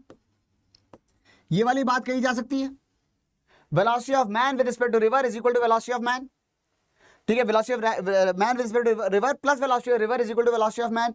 अगर मैं ये वाली बात कह सकता हूं तो velocity of man with respect to river तो इधर की तरह थी, he was trying to swim exactly across the river, ठीक है। और नदी तो इनको बहा के ले जा रही थी, तो ये थोड़ा थोड़ा पीछे भी जा रहे थे, तो कुल मिला के ये इधर टेढ़ा पहुंच गए, ठीक है। अब ये तो हो गई कहानी। इस कहानी को थोड़ा सा और अच्छे से देखें तो अब कहानी को अगर हम लोग थोड़ा सा अब इसको पढ़ाई के हिसाब से देखें तो हमें क्या नजर आता है। तो देखो समझना इस बात को, मैंने कहा भाई ये रही नदी, ठीक है, ये नदी है, और मान लीजिए कि जो आदमी था वो आदमी ने थोड़ा टेढ़ा ट्रेवल करना शुरू करने की कोशिश करी। या मैं तो कहता हूं कि चलो भाई ये नदी जो है वो मान लो यू से बह रही है और आदमी can swim with respect to river with the velocity of v। Man can swim with respect to river या with respect to water with the velocity of v। इसी बात को अलग अलग शब्दों में कहा जाता है, सवाल चीज चीज के बताते हैं कि उन्हें कैसे सॉल्व करना है। तो एक तरीका ये भी होता है बताने का कि वो लोग ये कह सकते हैं कि ये हो गया कि भाई velocity of man with respect to river is v, एक बात हो गई। दूसरा तरीका हो गया velocity of man in still water is v, इसी बात को कहने का तरीका है कि पानी के रिलेटिव आदमी की वेलोसिटी क्या है। तीसरा होता है velocity of man in pond is v, pond मतलब तालाब, ठीक है, तालाब में पानी चलता नहीं है। या velocity of man with in swimming pool is v। तो ये वो सब जगहें हैं जहां पे पानी चलता नहीं है। सबके कहने का मतलब एक ही है, वो आपको ये बताने चाह रहे हैं कि velocity of man with respect to river जो है वो v है, ठीक है। अब इस आदमी ने v से तैरना शुरू किया। अब इसका पहले मन था, अब उसको इस बात तो समझ में आ गई कि भैया पानी बहा के ले जाता है, पंडित जी को समझ में आ गई ये वाली बात। तो उन्होंने कहा एक काम करते हैं, हम इसको क्रॉस करने की पहले कोशिश करते हैं, तो क्रॉस तो बाद में करेंगे। अब ऐसे इमेजिन करने की कोशिश करना है, जैसे मान लो ऐसे नदी है, ध्यान से सुनना, ठीक है, थोड़ा सा और मजा आएगा आपको। अगर मान लो मैंने कहा ये वाली नदी है, ठीक है, नदी ऐसे आ रही है और मुझे यहां से उधर क्रॉस करते हुए जाना है, ठीक है। नदी इधर से बहती हुई, आपकी तरफ से नदी इधर की तरफ बहती हुई आ रही है। अब मुझे तो पता है कि अगर मैं इसके अंदर कूद गया और मान लो बस जस्ट फ्लोट कर रहा हूं, किसी तरीके से डूब नहीं रहा लेकिन कहीं जाने की कोशिश भी नहीं कर रहा, तो उस केस में मैं उसी वेलोसिटी से जाऊंगा जिस वेलोसिटी से पानी बह रहा है। ये बात सबको समझ में आती है, फील करते बेटा, ठीक है। मैथ्स तो अपन लगा ही लेंगे, ये वाला जो फॉर्मूला था ना, कौन सा था, velocity of man with respect to river वाला, ठीक है। Velocity of man with respect to river plus velocity of river is equal to velocity of man. इसको यूज तो हम कर ही लेंगे, लेकिन फील करने की कोशिश करो कैसे खटाक से आंसर आता है। देखो बहुत तेजी से आंसर आएगा। मैंने कहा नदी बह रही है, आने दो नदी को। अगर मैं इसमें सिर्फ ऐसे बैठ जाऊं, ठीक है, मैं सिर्फ फ्लोट कर रहा हूं, किसी तरीके से डूब नहीं रहा, तो उस केस में क्या होगा कि जितनी तेजी से नदी अंदर पीछे की तरफ जा रही है, डाउनस्ट्रीम जा रही है, मैं उतनी तेजी से साथ साथ जाने लग जाऊंगा। मैं कह नहीं, पहला काम मेरा है, मुझे नदी को हराना है, मैं नदी के साथ साथ बहकर नहीं जाऊंगा। तो मैंने इसी जगह पे, मान लो नदी आ रही थी, लेट अस से एक एग्जांपल लेते हैं, मान लो u की वैल्यू एक एग्जांपल के रूप में मान लो 3 मीटर पर सेकंड थी, ये 2 मीटर पर सेकंड थी, मान लो u was 2 metres per second and the man could swim with a velocity of 5 metre per second, let us just say. तो अगर आदमी 5 मीटर पर सेकंड से तैर सकता है और नदी 2 मीटर पर सेकंड से आ रही है, तो मेरा पहला टारगेट क्या है? नदी आ रही है 2 मीटर पर सेकंड से, मैं यहां पे आया और मैंने बजाय क्रॉस करने की कोशिश की, मैंने 2 मीटर पर सेकंड से तैरना शुरू कर दिया इधर, समथिंग लाइक अ ट्रेडमिल। वो दौड़ने वाली मशीन होती है ना जिम के अंदर, समथिंग लाइक अ ट्रेडमिल। ट्रेडमिल के ऊपर अपन ने 2 मीटर पर सेकंड से दौड़ना शुरू कर दिया, सॉरी मतलब तैरना शुरू कर दिया। तो हो ये रहा है पर सेकंड में पानी में 2 मीटर आगे जाता हूं और पर सेकंड पानी 2 मीटर पीछे आ जाता है, तो बेसिकली मैं वही हूं, ठीक है। I am trying to swim with a velocity of 2 metres per second, और मैं तैरता जा रहा हूं 2 मीटर पर सेकंड से आगे जा रहा हूं, 2 मीटर पर सेकंड से नदी भी पीछे आ रही है, पर मैं वही हूं, ठीक है। अब कम से कम मैंने अपनी पोजीशन मेंटेन कर ली स्विमिंग करते करते करते। हाँ मैं उसी जगह पे हूँ, हाँ आराम से इधर देख रहा हूँ, अच्छा देखो कोई नहीं देख रहा, एक हाथ मारा है, थोड़ा सा सरक गए। अभी इधर वाली वेलोसिटी, इधर वाला जो मेरा जो अटेम्प्ट है वो अभी 2 मीटर पर सेकंड का ही है, मैंने थोड़ी सी एक हाथ मारा, थोड़ा सा इधर सरक गए, और उससे होगा क्या? बेसिकली जैसे जैसे मैं ऐसे हाथ मारता जा रहा हूं तो मैं इधर की तरफ सरकता जा रहा हूं। बेसिकली मैंने क्या किया कि मैंने एक इधर की तरफ वेलोसिटी तो थी ही सही, मैंने एक इधर की तरफ वेलोसिटी और पैदा कर लिया, धीरे धीरे नदी को पार कर गया विदाउट एक्चुअली ड्रिफ्टिंग, बिना पीछे जाए मैंने बिना ड्रिफ्ट होते हुए भी वेलोसिटी को अपनी मेंटेन, जो अपना पाथ था वो मेंटेन कर लिया। कहने का मतलब ये हो गया कि अगर उस आदमी ने अपनी कोशिश करी होती, क्योंकि उसकी अब 2 वेलोसिटी हो गई, एक इधर वाली जो नदी से लड़ने में लगी है और एक इधर वाली जो नदी को क्रॉस करने में लगी है, ठीक है। अगर उसने अपनी कुल मिला के वेलोसिटी इधर की तरफ लगाई, लेट मी जस्ट से कि ये वाला एंगल थीटा था, तो मैं ये कह सकता हूं कि v cos थीटा से तो वो नदी को हराने की कोशिश कर रहा है और v sin थीटा से वो नदी को क्रॉस कर रहा है। अगर नदी की जो चौड़ाई है, अगर नदी की चौड़ाई मान लो d है, ठीक है, तो और अगर मैं x और y एक्सिस की बात करूं तो वो क्या हो गया? मान लो ये हो गया अपना x एक्सिस और ये हो गया y एक्सिस, तो व्हाट इज vx? मैं कह सकता हूं vx की वैल्यू क्या है? vx की वैल्यू क्या हो जाएगी? इधर की तरफ u 2 मीटर पर सेकंड से नदी नीचे जा रही है और v cos थीटा से ये ऊपर चढ़ रहा है, तो vx की value u minus vx cos theta हो जाएगी क्या? 2 क्यों लिखूं मैं यहां पे? अपन तो टर्म से बात करते हैं, तो ये हो जाएगी u minus vx cos theta, vx भी क्यों लिखूं? v cos थीटा, ठीक है। ये वाली बात सबको समझ में आ रही है क्या? ये हो जाएगा u minus v cos theta, ये इधर की तरफ वेलोसिटी, ये हाँ इधर की तरफ वेलोसिटी हो गई। What about vy? इधर इस डायरेक्शन में वेलोसिटी क्या? जल्दी से लिख के बताओ बच्चों, इस डायरेक्शन में वेलोसिटी क्या हो जाएगी? इस डायरेक्शन में वेलोसिटी हो जाएगी v sin थीटा, इस डायरेक्शन में वेलोसिटी हो जाएगी v sin थीटा, तो vx हो गया u minus v cos theta, vy हो गया v sin थीटा। नदी क्रॉस करने में समय कितना लगेगा? समय बताइए बालक, समय। तो जो टाइम लगेगा क्रॉस करने में, टाइम होता है डिस्टेंस अपॉन वेलोसिटी। इस डायरेक्शन में वेलोसिटी क्या है? अब वो याद करो, वो अंकल आंटी, ठीक है, प्रोजेक्टाइल मोशन अंकल आंटी याद आ रहे? तो ये अंकल हो गए, अब ये आंटी हो गई, वो बात अलग है। अब यहाँ पे ना अंकल की वेलोसिटी बदल रही है ना आंटी की वेलोसिटी बदल रही है, हम आसमान से देख रहे हैं, ये ग्राउंड है। तो इधर वाली जो वेलोसिटी आएगी वो कितनी हो जाएगी? ये वाली वेलोसिटी कितनी हो जाएगी? वो होगी v sin थीटा। तो नदी क्रॉस करने में कितना समय लगेगा? समय लगेगा d upon v sin theta. बोलो हाँ, कमेंट में लिखो हाँ सर समझ में आ गया। अगर समझ में आ गया तो कमेंट में लिखो समझ में आ गया, मुझे भी तो पता चले तुम्हारे समझ में आ गया, ठीक है। चलिए अच्छा, हाँ आपको डीपी भी मिल जाएगी, मैंने अपलोड कर दिया, आ जाएगी आपके पास, ठीक है। चलो अब ये टाइम हो गया d upon v sin theta.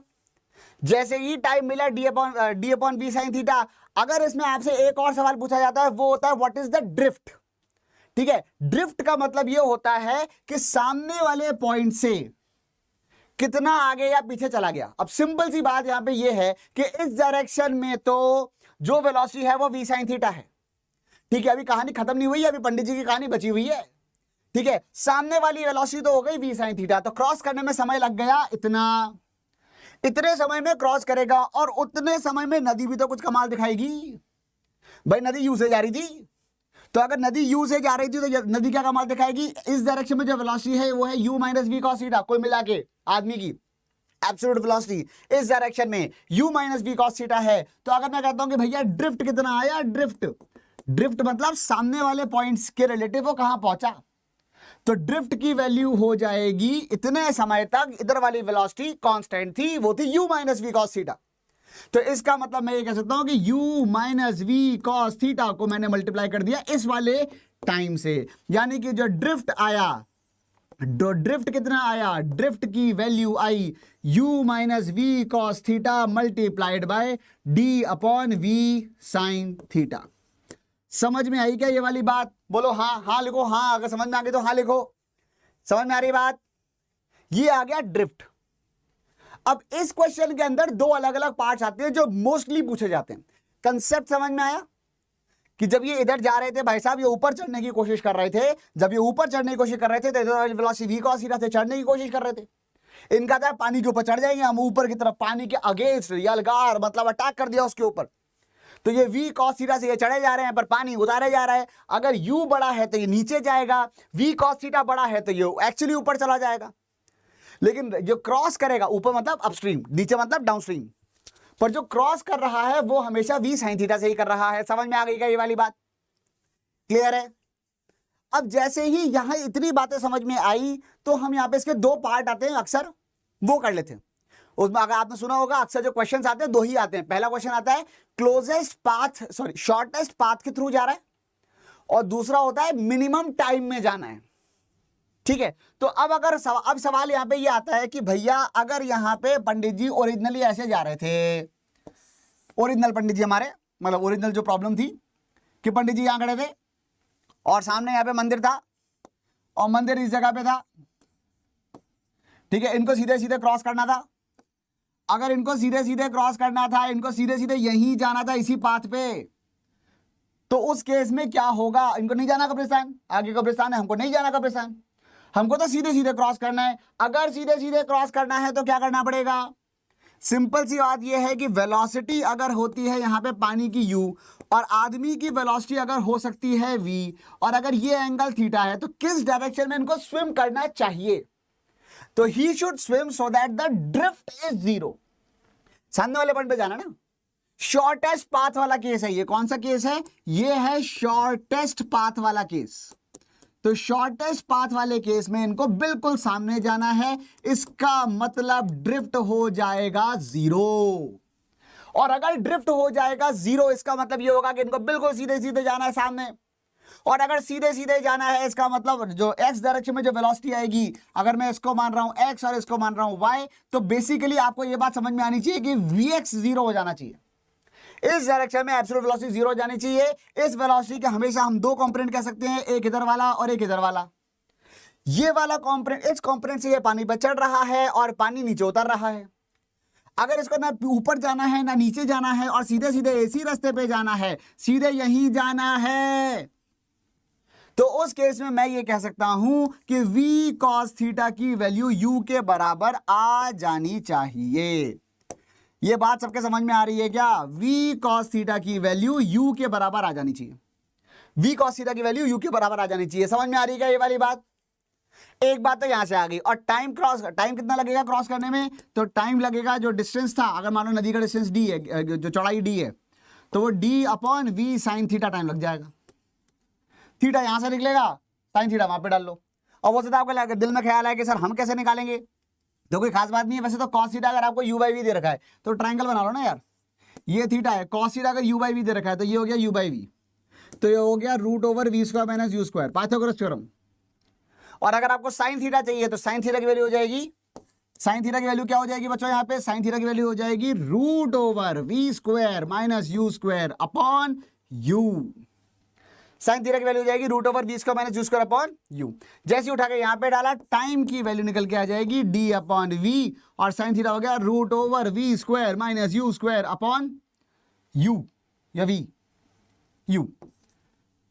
समझ में आ गई वाली बात? कॉस थीटा हो गया u by v, cos theta अगर हो गया यू बाई वी तो साइन थीटा की वैल्यू, अरे गड़बड़ कर दी मैंने, साइन थीटा की जो वैल्यू आएगी वो यहां पे दिस अपॉन वी आएगी। ठीक है ना? तो यहां पर भी वी ही आएगा। तो यहां पे आ गया v और यहां भी आ गया v, ये वाला v कट गया और टाइम की वैल्यू आ गई distance upon root over v square minus u square. ठीक है बच्चों, तो ये हो गया मिनिमम टाइम। अगर आपसे कोई पूछे कितने एंगल पे उसको चलना चाहिए तो थीटा यहां से निकल गया, चाहे साइन थीटा यहां से निकाल लो या कॉस थीटा यहां से निकाल लो। ठीक है, खूबसूरत चीज क्या है इसके अंदर? खूबसूरत चीज ये है कि यहाँ पे जब पंडित जी इधर मतलब जब इसको क्रॉस करेंगे और आसमान से अगर उनकी कोई हर थोड़ी थोड़ी देर में फोटो खींचे तो पंडित जी का जो शेप होगा बॉडी का वो एक्चुअली ऐसा नजर आएगा, but basically he is actually trying to go in this direction and the river is taking down in this direction. तो कुल मिलाकर जो रिजल्टेंट है वो इस डायरेक्शन में आ रहा है। ठीक है, तो इसको आप वेक्टोरियली भी कर सकते हो और ये भी एक तरीका है, कंपोनेंट्स तोड़ दो। कंपोनेंट्स तोड़ना मुझे तो बेस्ट तरीका लगता है, सबसे आसान, बिना किसी कंफ्यूजन के आप बहुत तेजी से इस क्वेश्चन को सॉल्व कर सकते हो। अभी आएंगे, बहुत सारे सवाल हैं, 3 क्वेश्चन तो मैं अभी एग्जाम्पल में दे रहा हूं, बाकी मैं होमवर्क में देने वाला हूं आपको। ठीक है, और वही वाले क्वेश्चन आज मैंने दिन में भी दिखाए थे, और वो वाली डीबीबी वाला अभी कोई कह रहा था कि सर दिन वाली डीबीबी अपलोड नहीं हुई है, टेंशन मत लो, वही डीबीबी अभी आने वाली है, अभी अपलोड करवा दूंगा मैं उसको। ठीक है, चलिए, तो यहाँ पे आसमान से देखने पे ऐसा नजर आएगा कि जो पंडित जी है उनका जो बॉडी का स्ट्रक्चर है वो हमेशा इधर की तरफ होगा, समझ रहे हो, वो तैर रहे हैं इधर, अगर नदी ऐसे आ रही है तो he is trying to swim in this, इधर की बात कर रहा हूं, अगर नदी इधर की तरफ आ रही है तो he is trying to swim in this direction and he is also trying to cross the river. तो बेसिकली वो इधर जा रहे हैं, मुंह हमेशा टेढ़ा ही है और वो ऐसे ऐसे चले गए, तो यहाँ पे क्या है, he is trying to cross, he is trying to defeat the river and he is also trying to cross the river. तो रिजल्टेंट तो इधर की तरफ ही है और इसीलिए इनका जो शेप है वो हमेशा ऐसा आता है। समझ में आ गई ये वाली बात बच्चों? चलिए, इसका जो सेकंड पार्ट आता है, पहला पार्ट हो गया क्या कि नदी जो है वो नदी क्रॉस करते टाइम उनको शॉर्टेस्ट पाथ पे करना है। अब मान लो मतलब पंडित जी को बिल्कुल विश्वसनीय सूत्रों से और अभी अभी नया नया पता चला है, ठीक है, कि वही सामने वही मंदिर था, मंदिर तो था सामने, वहां तो कोई दिक्कत नहीं है, पर दिक्कत ये थी कि यहां पे बिल्कुल सामने यहां पे पंडित जी खड़े थे और नदी में मगरमच्छ थे, तैर के जाना था। अब अगर नदी में मगरमच्छ होंगे तो ऑब्वियस सी बात है कि अब इनको ये नहीं है कि कब्रिस्तान जाऊंगे कहां जाऊं, अब इनका बेटा भागो, मतलब बहुत तेज तैरो, मिनिमम टाइम हम पानी में गुजारें, या तो जाओ मत लेकिन जाना जरूरी है, तो मिनिमम टाइम कैसे गुजारा जाए। तो अगर यहां पे सेकंड पार्ट आता है, फाइंड द मिनिमम टाइम जिसमें वो नदी क्रॉस कर सकते हैं, तो फाइंड द मिनिमम टाइम की अगर यहाँ पे बात हो रही है तो उस केस में ये होता है कि ये अपनी वेलोसिटी सीधे सीधे बस नदी क्रॉस करने में लगाते हैं। पानी को अगर बहा के ले जाना है, ले जा, कोई दिक्कत नहीं है, ले जा पानी को अगर बहा के ले जाना है, लेकिन हम तो सीधे सीधे तैरने की कोशिश करेंगे। उस केस में क्या होता है कि नदी तो बहा के ले जा रही है यू से, इनकी वेलोसिटी ऊपर की तरफ v है। सच्चाई तो ये है कि भाई वेलोसिटी यहां पर थी ऊपर की तरफ v और ये पानी जो था वो नीचे की तरफ ले जा रहा था u से, और इनका जो रिजल्टेंट है वो रिजल्टेंट आ रहा था कहीं इधर। तो बेसिकली मुंह इनका इधर है लेकिन जा ही इधर रहे हैं, ठीक है। इनफैक्ट अगर इसको आसमान से देखा जाए तो his shape would look something like this eight equal intervals of time, ठीक है। ये इनका मुंह हमेशा इधर की तरफ है पर ये ड्रिफ्ट होते होते नीचे जा रहे हैं, ठीक है। अब सवाल यहां पे ये आता है कि कितना ड्रिफ्ट हुए, एक्स बता दो। तो हम ये कह सकते हैं कि भाई देखो पहले तो मुझे बताओ टाइम कितना लगेगा, तो सीधे सीधे इस डायरेक्शन में एक ही वेलोसिटी थी और वो v थी। अगर वो v से तैर रहे हैं तो टाइम लगेगा डिस्टेंस अपॉन v, अगर नदी की चौड़ाई d है तो, और उतनी देर तक ये जो नदी थी उसने अपनी मनमानी करी, चल भाई तेरे को घुमा के लाते हैं, और अगर घुमा के लाएंगे तो क्या होगा, तो जो टाइम लगेगा, सॉरी जो डिस्प्लेसमेंट आएगा x, इस डायरेक्शन में बस एक ही वेलोसिटी है वो u है, ठीक है। यानी कि u into d by v, कितनी देर तक गया इस डायरेक्शन में, इस वेलोसिटी से कितनी देर तक गया, डी बाई वी टाइम तक। तो इसका मतलब वो कितना दूर गया, x की वैल्यू आ जाएगी u डी बाई वी। समझ में आया कि नहीं? आ गया क्या सबके समझ में? बिल्कुल आसान सा सवाल है, इजी लग रहा है बिल्कुल, बस ऐसे ही क्वेश्चन आ जाते हैं, ठीक है। आसान आसान सवाल आते हैं, कोई बहुत बड़ी बात होती नहीं है वैसे इसके अंदर। समझ में आ गई वाली बात? चलिए, अच्छा इसमें एक सवाल और याद आया मुझे, और वो तो इनफैक्ट 1D का सवाल है, ठीक है। उसको हम लोग दो तरीके से कर सकते हैं। एक हम लोग कर सकते हैं, मतलब सारे क्वेश्चंस को हम लोग ग्राउंड फ्रेम में भी कर सकते हैं और रिलेटिव फ्रेम में भी कर सकते हैं, लेकिन एक बहुत खूबसूरत सवाल मुझे याद आया, वो देखो, अरे जगह नहीं बची, चलो कोई बात नहीं, ठीक है। तो क्वेश्चन ये है, क्वेश्चन क्या है, क्वेश्चन यहां पर ये है कि अगर मान लो कहीं जगह मिलेगी क्या, रेनमैन प्रॉब्लम्स वाली है, चलो यहां कर लेते हैं एक बार, ठीक है। रेनमैन प्रॉब्लम्स कर लेंगे अभी। एक छोटा सा सवाल है और वो क्वेश्चन है ये वाला, क्वेश्चन में ये दिया है कि भाई एक है ना नदी थी, ध्यान से सुनना, एक नदी थी जो यू वेलोसिटी से तैर मतलब बह रही थी, और उसमें एक आदमी था जो एक बोट पे चल रहा था। बोट की वेलोसिटी विद रिस्पेक्ट टू नदी या with respect to water v थी, और वो जो बोट थी वो बोट जा रही थी अपस्ट्रीम। ठीक है, velocity of boat with respect to river is v and velocity of river is u, और अभी ये जा रही थी अपस्ट्रीम, ऊपर की तरफ जा रही थी। अब जाते टाइम क्या हुआ, सुनना ध्यान से क्वेश्चन को, ठीक है, बहुत बढ़िया सवाल है, बहुत ही खूबसूरत क्वेश्चन, और आपको पता चलेगा रिलेटिव मोशन कितना आसान होता है, कितना खटाक से क्वेश्चन सॉल्व होते हैं हवा में। ठीक है, पहले मैं नॉर्मल तरीके से करूंगा, फिर मैं आपको बताऊंगा मेरा वाला तरीका, रिलेटिव मोशन। शानदार। अब क्या हुआ, इन्होंने क्या किया, इन्होंने तैरना ये जब जा रहे थे तो जो आदमी बैठा था ना यहाँ पे इसके अंदर, उसकी अचानक टोपी उड़ गई, और टोपी उड़ के पानी में गिर गई। अच्छा, उसको पता नहीं चला, और वो टोपी उसकी बहुत जरूरी थी, बहुत ही मतलब बहुत ही करीबी टोपी थी उसकी, मतलब बहुत ही प्यारी। अब वो टोपी गिर गई, वो चलता चला गया। 10 मिनट तक वो आदमी चलता रहा,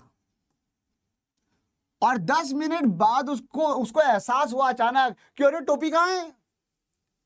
अच्छा, टोपी तो पानी में गिर गई और बह जा रही। अच्छा, डूबी नहीं टोपी, पत्थर की टोपी नहीं है, लोहे की टोपी नहीं पहनी हुई थी, ठीक है, टोपी थी कैनवास की होगी या किसी चीज की होगी, वो पानी के ऊपर तैरती रही, बह गई, और ये भाई साहब आगे चले गए। 10 मिनट बाद इनको याद आया, अरे मेरी टोपी। इन्होंने मारा उसी टाइम यू टर्न कि नहीं भैया टोपी तो चाहिए चाहे कुछ भी हो जाए, और 10 मिनट बाद इन्होंने यू टर्न मारा, और यू टर्न मारने के बाद इन्होंने टोपी की तलाश जारी करी। क्वेश्चन ये है कि यू टर्न मारने के कितनी देर बाद इनको टोपी मिल जाएगी। ठीक है, ये टोपी पे पहुंच जाए, कितनी देर बाद टोपी पे पहुंच जाएंगे, अज्यूमिंग मतलब कि टोपी सीधी सीधी बहती जा रही है, कोई खा नहीं गया उसको, कोई उठा नहीं गया, कुछ नहीं हुआ। तो क्वेश्चन यहां पे आता है कितनी देर बाद ये वापस चले जाएंगे। तो देखो सीधी सी बात ये है, पहली बात तो ये है कि ये 10 मिनट तक क्या हुआ, मान लो मैं 10 मिनट को t0 बोल देता हूं, ठीक है। जब ये ऊपर जा रहे थे तो क्या आपको ये बात समझ में आती है कि इनकी absolute velocity v minus u थी। v से ऊपर जा रहे थे और u से पानी पीछे जा रहा था, तो कुल मिला के ऊपर कितनी तेजी से जा रहे थे, v माइनस u से जा रहे थे। और जब ये नीचे जाते तब इनकी वेलोसिटी v प्लस u होती, कि पानी के रिलेटिव v से आगे गए और पानी खुद u से गया, तो ये v प्लस u से नीचे गए। अब क्या हुआ, 10 मिनट तक t0 टाइम तक मान लो वो यहां तक पहुंचे, तो ये डिस्टेंस हो गया t0 into v minus you. अच्छा, तब तक टोपी खड़ी खड़ी इंतजार थोड़ी कर रही थी, टोपी भी तो बह रही है, और टोपी के बहने की वेलोसिटी क्या है, टोपी के बहने की वेलोसिटी है u, टोपी u से बह रही थी। तो ये यहां तक बहते बहते टोपी, मान लो जब तक ये रुके तब तक टोपी ऑलरेडी u इंटू t0 तो नीचे आ गई। ठीक है, फिर इनको याद है अरे मारो यू टर्न, और इन्होंने मारा यू टर्न। यू टर्न मारने के बाद इनकी वेलोसिटी है v प्लस यू। अच्छा, ये ऐसा भी नहीं है कि इनके यू टर्न मारते टोपी एकदम से रुक गई, हाँ मेरे मालिक ने मुझे देख लिया अब मैं नहीं बहूंगी। अरे वो तो बहेगी, वो तो अभी भी बहती जा रही है। तो अब क्या होगा, उस केस में ये होगा कि अब आदमी चला चला चला चला v प्लस यू वेलोसिटी से, और मान लो लौटते टाइम समय लगा t, और उतनी देर तक टोपी और बही, वो वही u से, ये बन गया ut। अब अगर मैं यहां पे एक्सप्रेशन देखूं तो एक्सप्रेशन क्या आएगा, सिंपल सी बात है, ये पूरी दूरी हो गई v plus u into t, this should be equal to t0 into v minus u plus u into t0 plus u t. जैसे ही आपने ये पूरा एक्सप्रेशन लिखा और ध्यान से देखा, कैसे देखा, ध्यान से देखा, तो ये ut0 से तो u माइनस ut0 कट गया। ठीक है, और कुछ कटा गया, और क्या कटेगा, देखो ut से उधर ut कट गया, ये ut से ये वाला ut कट गया, और बचा क्या, बचा है vt is equal to vt0। v से v कट गया और t की वैल्यू t0 ही आ गई। इसका मतलब यू टर्न मारने के बाद 10 मिनट में ही वो टोपी को पकड़ लेगा। अब ये एक तरीका हुआ निकालने का, ठीक है, ये एक तरीका हुआ। दूसरा तरीका क्या हो सकता है? ये वाला तरीका सबके समझ में आ गया क्या? सबके समझ में आ गया ये वाला तरीका? चलिए, अब अगर आपको ये वाला तरीका समझ में आ गया तो अब अपन देखते हैं रिलेटिव मोशन की इंपॉर्टेंस। ध्यान से सुनना बच्चों रिलेटिव मोशन को।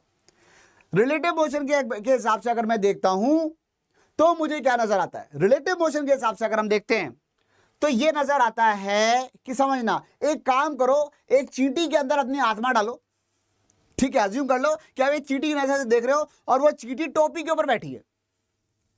क्या नजर आ रहा है? अगर वो टोपी के ऊपर बैठी है तो उसको पहली चीज नजर आ रही है, टोपी रुकी हुई है।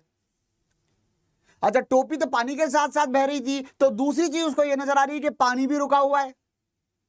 इसका मतलब हम पानी के फ्रेम में चले गए और पानी नीचे बहता हुआ जा रहा है, तो साथ साथ उसको तो ऐसा लग रहा है कि जमीन आगे जा रही है। समझ में आ रहा है क्या बोलने की कोशिश कर रहा हूं? अब क्या हुआ? हाँ से you can just ask the doubt, no problem बेटा, ठीक है। अब क्या हुआ कि जब उसने टोपी की नजरों से देखा या चींटी की नजरों से देखा, मतलब, तो चींटी को यह नजर आया कि चींटी के नजर का मतलब हो गया पानी के फ्रेम में। पानी के फ्रेम में बोट कितनी स्पीड चलती है? यहां पे दो बातें नोट करने की हैं। देखो, ये पूरी कहानी के सिवा हवा में कैसे क्वेश्चन सॉल्व होता है मैं वो बताने की कोशिश कर रहा हूं आपको। मैथ्स लगा ली, अब लॉजिक लगाओ। लॉजिक क्या कहता है? सिंपल सी बात है यार, टोपी या चींटी के रिस्पेक्ट में पानी रुका हुआ है, टोपी भी रुकी हुई है, तो टोपी वही है, एक बात। और दूसरी बात, चींटी के रिस्पेक्ट में बोट की वेलोसिटी जब वो ऊपर जा रही थी तो क्या थी? अरे चींटी के रिस्पेक्ट में मतलब पानी के रिस्पेक्ट में, पानी के रिस्पेक्ट में बोट की वेलोसिटी क्या थी? v। और लौट के आते टाइम डाउनस्ट्रीम जब था तब भी तो पानी के रिस्पेक्ट में तो v ही थी भाई। पानी के रिस्पेक्ट में तो वेलोसिटी, बोट की वेलोसिटी रिवर के रिस्पेक्ट में तो हमेशा ही v है, चाहे अपस्ट्रीम जाए चाहे डाउनस्ट्रीम जाए। और चींटी वही खड़ी है, टोपी वही खड़ी होकर वेट कर रही है बेसिकली उसके फ्रेम में, तो टोपी के फ्रेम में टोपी वही खड़ी है।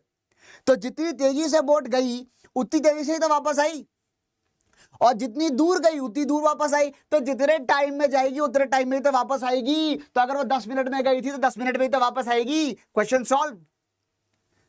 थोड़ा सा दिमाग लगा लो, कुछ कैलकुलेशन करने की जरूरत नहीं है।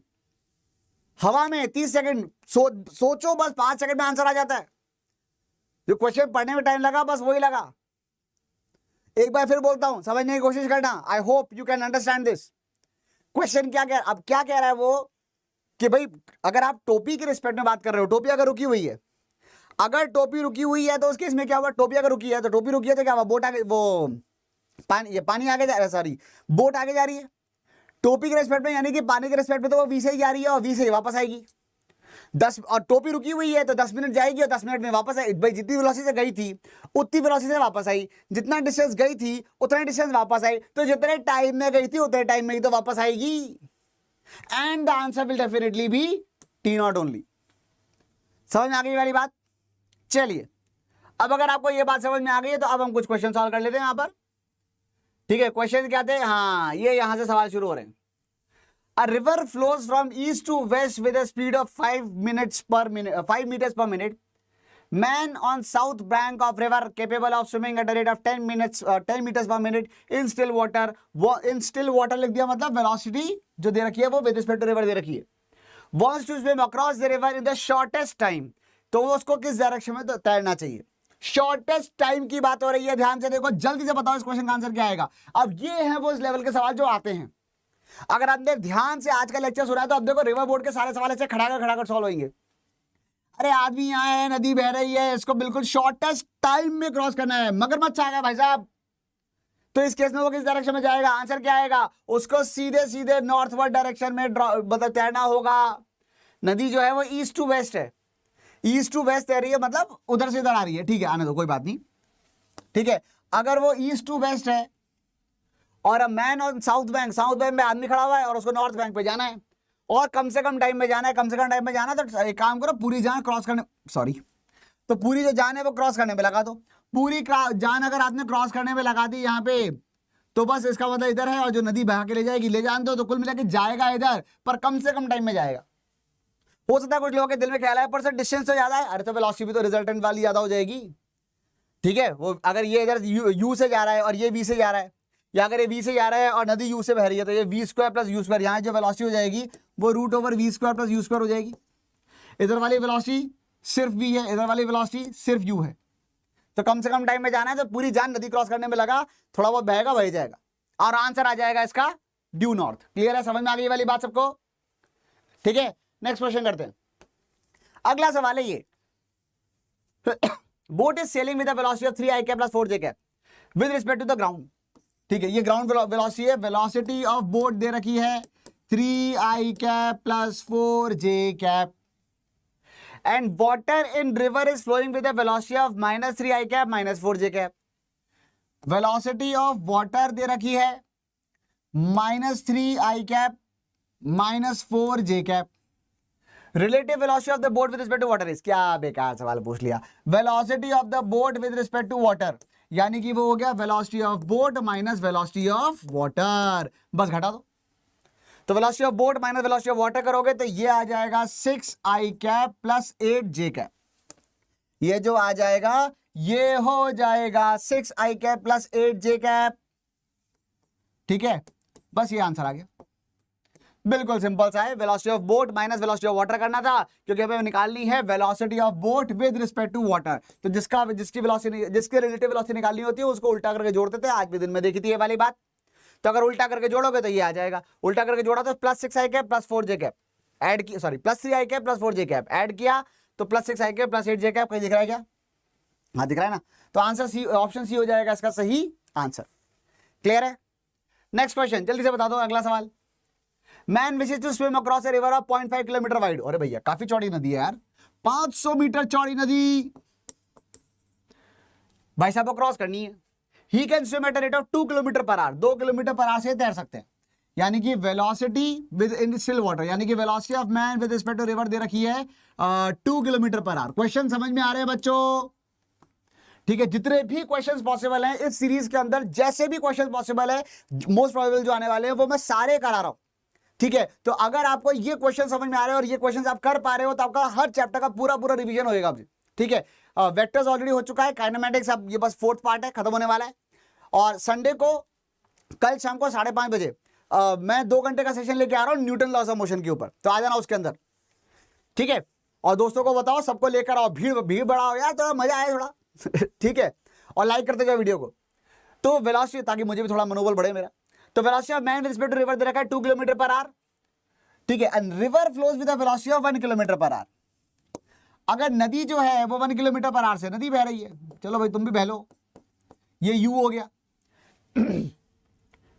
अब वो कह रहा है the angle made by the direction with respect to the flow of the river. Flow of the river इधर की तरफ है, along which he should swim so as to reach the point exactly opposite his standing point। मतलब अब भाई साहब को जाना है बिल्कुल सामने। वही दो घिसे पिटे वही 2 सवाल है, वही आते रहते हैं।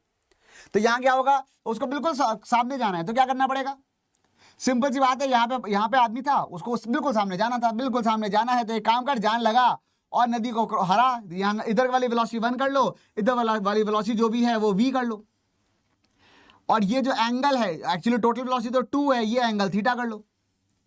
तो हम ये कह सकते हैं 2 cos theta, basically 2 cos theta की वैल्यू 1 होनी चाहिए, बस इतना सा समझ में आना चाहिए। 2 cos थीटा की वैल्यू 1 होनी चाहिए ताकि वो नदी को हरा सके। नदी को हरा देगा तो सामने पहुंच जाएगा, ट्रेडमिल वाली बात याद आ रही? तो इसका मतलब थीटा कितना हो गया? 60 डिग्री। क्या ये 60 डिग्री आंसर है? नहीं, क्योंकि उन्होंने जो डायरेक्शन दे रखा है, उन्होंने पूछा कहां से है? डायरेक्शन ऑफ फ्लो से। डायरेक्शन ऑफ फ्लो तो इस तरफ है, तो उन्होंने बेसिकली से ये वाला एंगल पूछा हुआ है। अब ये 60 आ गया तो ये एंगल हो गया 120 डिग्री। तो सही आंसर क्या हो जाएगा यहाँ पे? 120 डिग्री। आंसर है बॉम्बे। जल्दी जल्दी में आगरा मत चेप आना। वैसे तो क्या मेरा आपसे हमेशा एक हिदायत रहती है, अगर आप कोई क्वेश्चन सॉल्व कर रहे हो और बहुत जल्दी आपका आंसर आओ, खट से ए आ जाए, तो आपके एक बार कान जरूर खड़े होना चाहिए, कुछ तो गड़बड़ हो गई। अगर आपने खट से सॉल्व किया, खटाक से ए आ गया, इसका मतलब कहीं ना कहीं से जो थोड़ी बहुत कुछ गड़बड़ शायद हो गई है। समझ में आ गई वाली बात? चलो चलो ठीक है, इतना बहुत है आज के लिए। और ये तो अगर रिवर बोर प्रॉब्लम की बात है, रेनमैन प्रॉब्लम्स के बारे में हम लोग कल थोड़ा सा डिस्कस करके फिर उसके बाद एलएम की बात करेंगे। ठीक है। और ये कुछ क्वेश्चंस हैं जो आपके सामने हैं रेनमैन के, 2-3 क्वेश्चंस रेनमैन के हैं, और उसके बाद से जो क्वेश्चंस हैं वो जनरल रिलेटिव मोशन के हैं। ये वाले सारे क्वेश्चंस आप एक बार अटेम्प्ट कर लेना, इन सबको डिस्कस करेंगे, उसके बाद ही तो हम लोग उस पर आएंगे एनएलएम के ऊपर। चलो, तो अच्छा, अगर आपको मुझे मैसेज करना है तो आप यहाँ से मैसेज कर सकते हो, ठीक है। ये अनअकैडमी के, आप इस पेज पे जाओगे tinyurl.com/अनुसार खोलो, वहां से आपको ये स्लाइड मिल जाएगी। मेरी फोटो के नीचे यहाँ पे एक लिंक है, वो मेरा अनअकैडमी की प्रोफाइल का लिंक है, उसको जाके फॉलो तो कर ही लो, ताकि जब भी मेरी कोई स्पेशल क्लास स्टार्ट होगी तो आपके पास नोटिफिकेशन आ जाएगा, ठीक है। अच्छा, दूसरी बात यहाँ पर ये है कि ये हमारे ये सारी क्लासेस मैंने ऑलरेडी यहाँ पे ले रखी हैं अनअकैडमी के ऊपर। तो और खास बात ये है कि ये सारी फ्री ऑफ कॉस्ट है। ये 12th की हैं, 12th की, 11th की, सबकी कई सारे बैचेस, कई सारे टॉपिक्स मैंने यहाँ पे पढ़ा रखे हैं। जितने भी पढ़ा रखे हैं, एक बात मैं बता दूं, सारे पूरे पढ़ा रखे हैं, कुछ भी छोड़ा नहीं है। और एक और बात यह है कि इनको खोलने के लिए आपको ANU इस अनलॉक कोड की आवश्यकता पड़ेगी, ठीक है। चलिए, और दूसरी बात, अगली चीज ये है कि आपको जो हमारी इस क्लास के PDF है, वो PDF नोट्स आपको ये अनलॉक नीट चैनल के ऊपर मैं अभी के अभी अपलोड कर दूंगा, तो आप वहां से उसको पढ़ लेना, ठीक है। और हमारे जो सब्सक्रिप्शंस हैं, ये सब्सक्रिप्शन के चलते जो अभी नए नए कोर्सेज लॉन्च हो रहे हैं, वैसे तो बहुत सारे कोर्सेज हैं, पर जो रिसेंटली जो कोर्सेज लॉन्च हुए हैं या जो होने वाले हैं वो इस तरीके से हैं। आप ये वाला कोर्स अटेंड कर सकते हैं, आप एस नीट अटेंड कर सकते हैं, या फिर आप इंग्लिश वाला कोर्स भी अटेंड कर सकते हैं। इंग्लिश वाला भी एक कोर्स स्टार्ट हुआ है अभी, ठीक है। उसके लिए करना क्या होगा, अनअकैडमी लर्निंग ऐप इंस्टॉल करो, इंस्टॉल करने के बाद वहां से जाइए प्लस पे, वहां से जाओ नीट यूजी पे, वहां से जाइए गेट सब्सक्रिप्शन पे। 2021 वाले बच्चे 6 महीने का सब्सक्रिप्शन ले सकते हैं, और 22 और 23 वाले जो बच्चे हैं वो 1 साल या 2 साल का सब्सक्रिप्शन ले सकते हैं।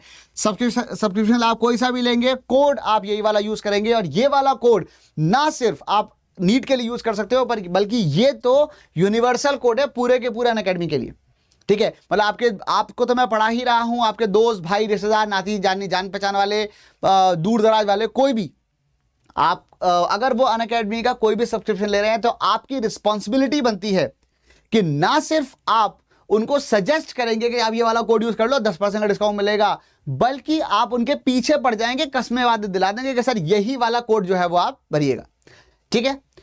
इसकी जो 1 साल की फीस है वो ये है, 2 साल की फीस ये है, और 6 महीने की फीस है 25,200 रुपए। लेकिन प्लीज नोट, ये वाली फीस बहुत कम टाइम के लिए बची है आप, और जल्दी से जितनी जल्दी अगर आप सोच रहे हो सब्सक्रिप्शन लेने की, तो as soon as possible subscription ले डालो, क्योंकि ऐसा मौका अभी आपको दोबारा नहीं मिलेगा, फिर ये फीस बढ़ जाएगी, ठीक है। एंड ट्रस्ट मी, जब हम ये कहते हैं कि फीस बढ़ जाएगी तो वो बढ़ जाती है, उसके बाद फिर ये कम नहीं होती है। ऐसा नहीं कह रहे सर कल तक तो आप कम पैसे में दे रहे थे, अब आज यहाँ पे कोई कॉन्टैक्ट करने का तरीका ही नहीं है, ठीक है।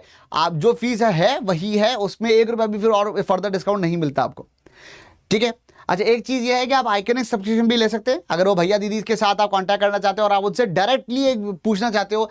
पूछना क्या चाहते हो, आप ये चाहते हो कि वो आपके पीछे पड़े रहें कि ये पढ़, ये मत पढ़, यहाँ पे पढ़ के टाइम वेस्ट कर रहा है, वो वाली चीज आ रहा पढ़ा कर। वो भैया दीदी भी वो वाले जिन्होंने पिछले साल टॉप 100 में नीट में रैंक निकाली थी, एम्स भुवनेश्वर में, एम्स दिल्ली में पढ़ रहे हैं वो भैया दीदी, ऐसे लोगों से ऐसे लोग अगर आपके लिए अपॉइंट कर दिए जाएं, जो कि अनअकैडमी ने ये एक बहुत इंपॉर्टेंट चीज ली है, ठीक है, बहुत इंपॉर्टेंट, एक बहुत ही यूजफुल चीज है यार। मतलब मैं तो हमेशा सोचता हूं कि अगर मेरे टाइम पे अगर मुझे ऐसी हेल्प मिलती तो बात ही क्या थी, ठीक है।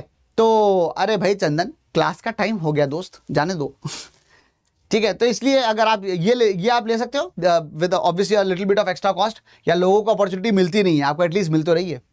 6 महीने के लिए भी आप ये वाला सब्सक्रिप्शन ले सकते हैं, वो अभी 34,000 का पड़ता है अगर आप ये वाला कोड यूज करते हो, ANU कोड अगर आप यूज करते हो तो ये सब्सक्रिप्शन आपको 34,000 का पड़ता है। नहीं तो ये थोड़े दिन अभी पड़ रहा है, थोड़े दिनों बाद ये 36 के आसपास का हो जाएगा। तो ये सब्सक्रिप्शन ले सकते हो। अगर आपको लगता है कि अमाउंट ज़्यादा है, वैसे तो इतने का अपन फ़ोन खरीद लेते हैं, लेकिन अपने करियर में इन्वेस्ट नहीं कर सकते। खैर होता है, हिंदुस्तानी मेंटालिटी है, मतलब बच्चे की शादी के लिए 5 लाख रुपए अलग से रखे हुए, लेकिन उसके बिजनेस के लिए 50,000 रुपये देना मुश्किल पड़ता है लोगों को, ठीक है। तो होता है, लेकिन एनीवेज अगर आपको लगता है कि ये ज़्यादा है, तो अपने खुद के ऊपर इन्वेस्ट करो, और इन्वेस्ट करो क्रेडिट कार्ड के थ्रू भी आप इन्वेस्ट कर सकते हैं। तो उससे क्या होगा कि आपको 3 महीने या 12 महीने की छोटी छोटी EMIs में भी आप इसको पे कर सकते हैं विदाउट एनी एक्स्ट्रा कॉस्ट, ठीक है। तो आगे बढ़े, तो अगली चीज ये है कि लो सब्सक्रिप्शन और फटाफट से आ जाओ।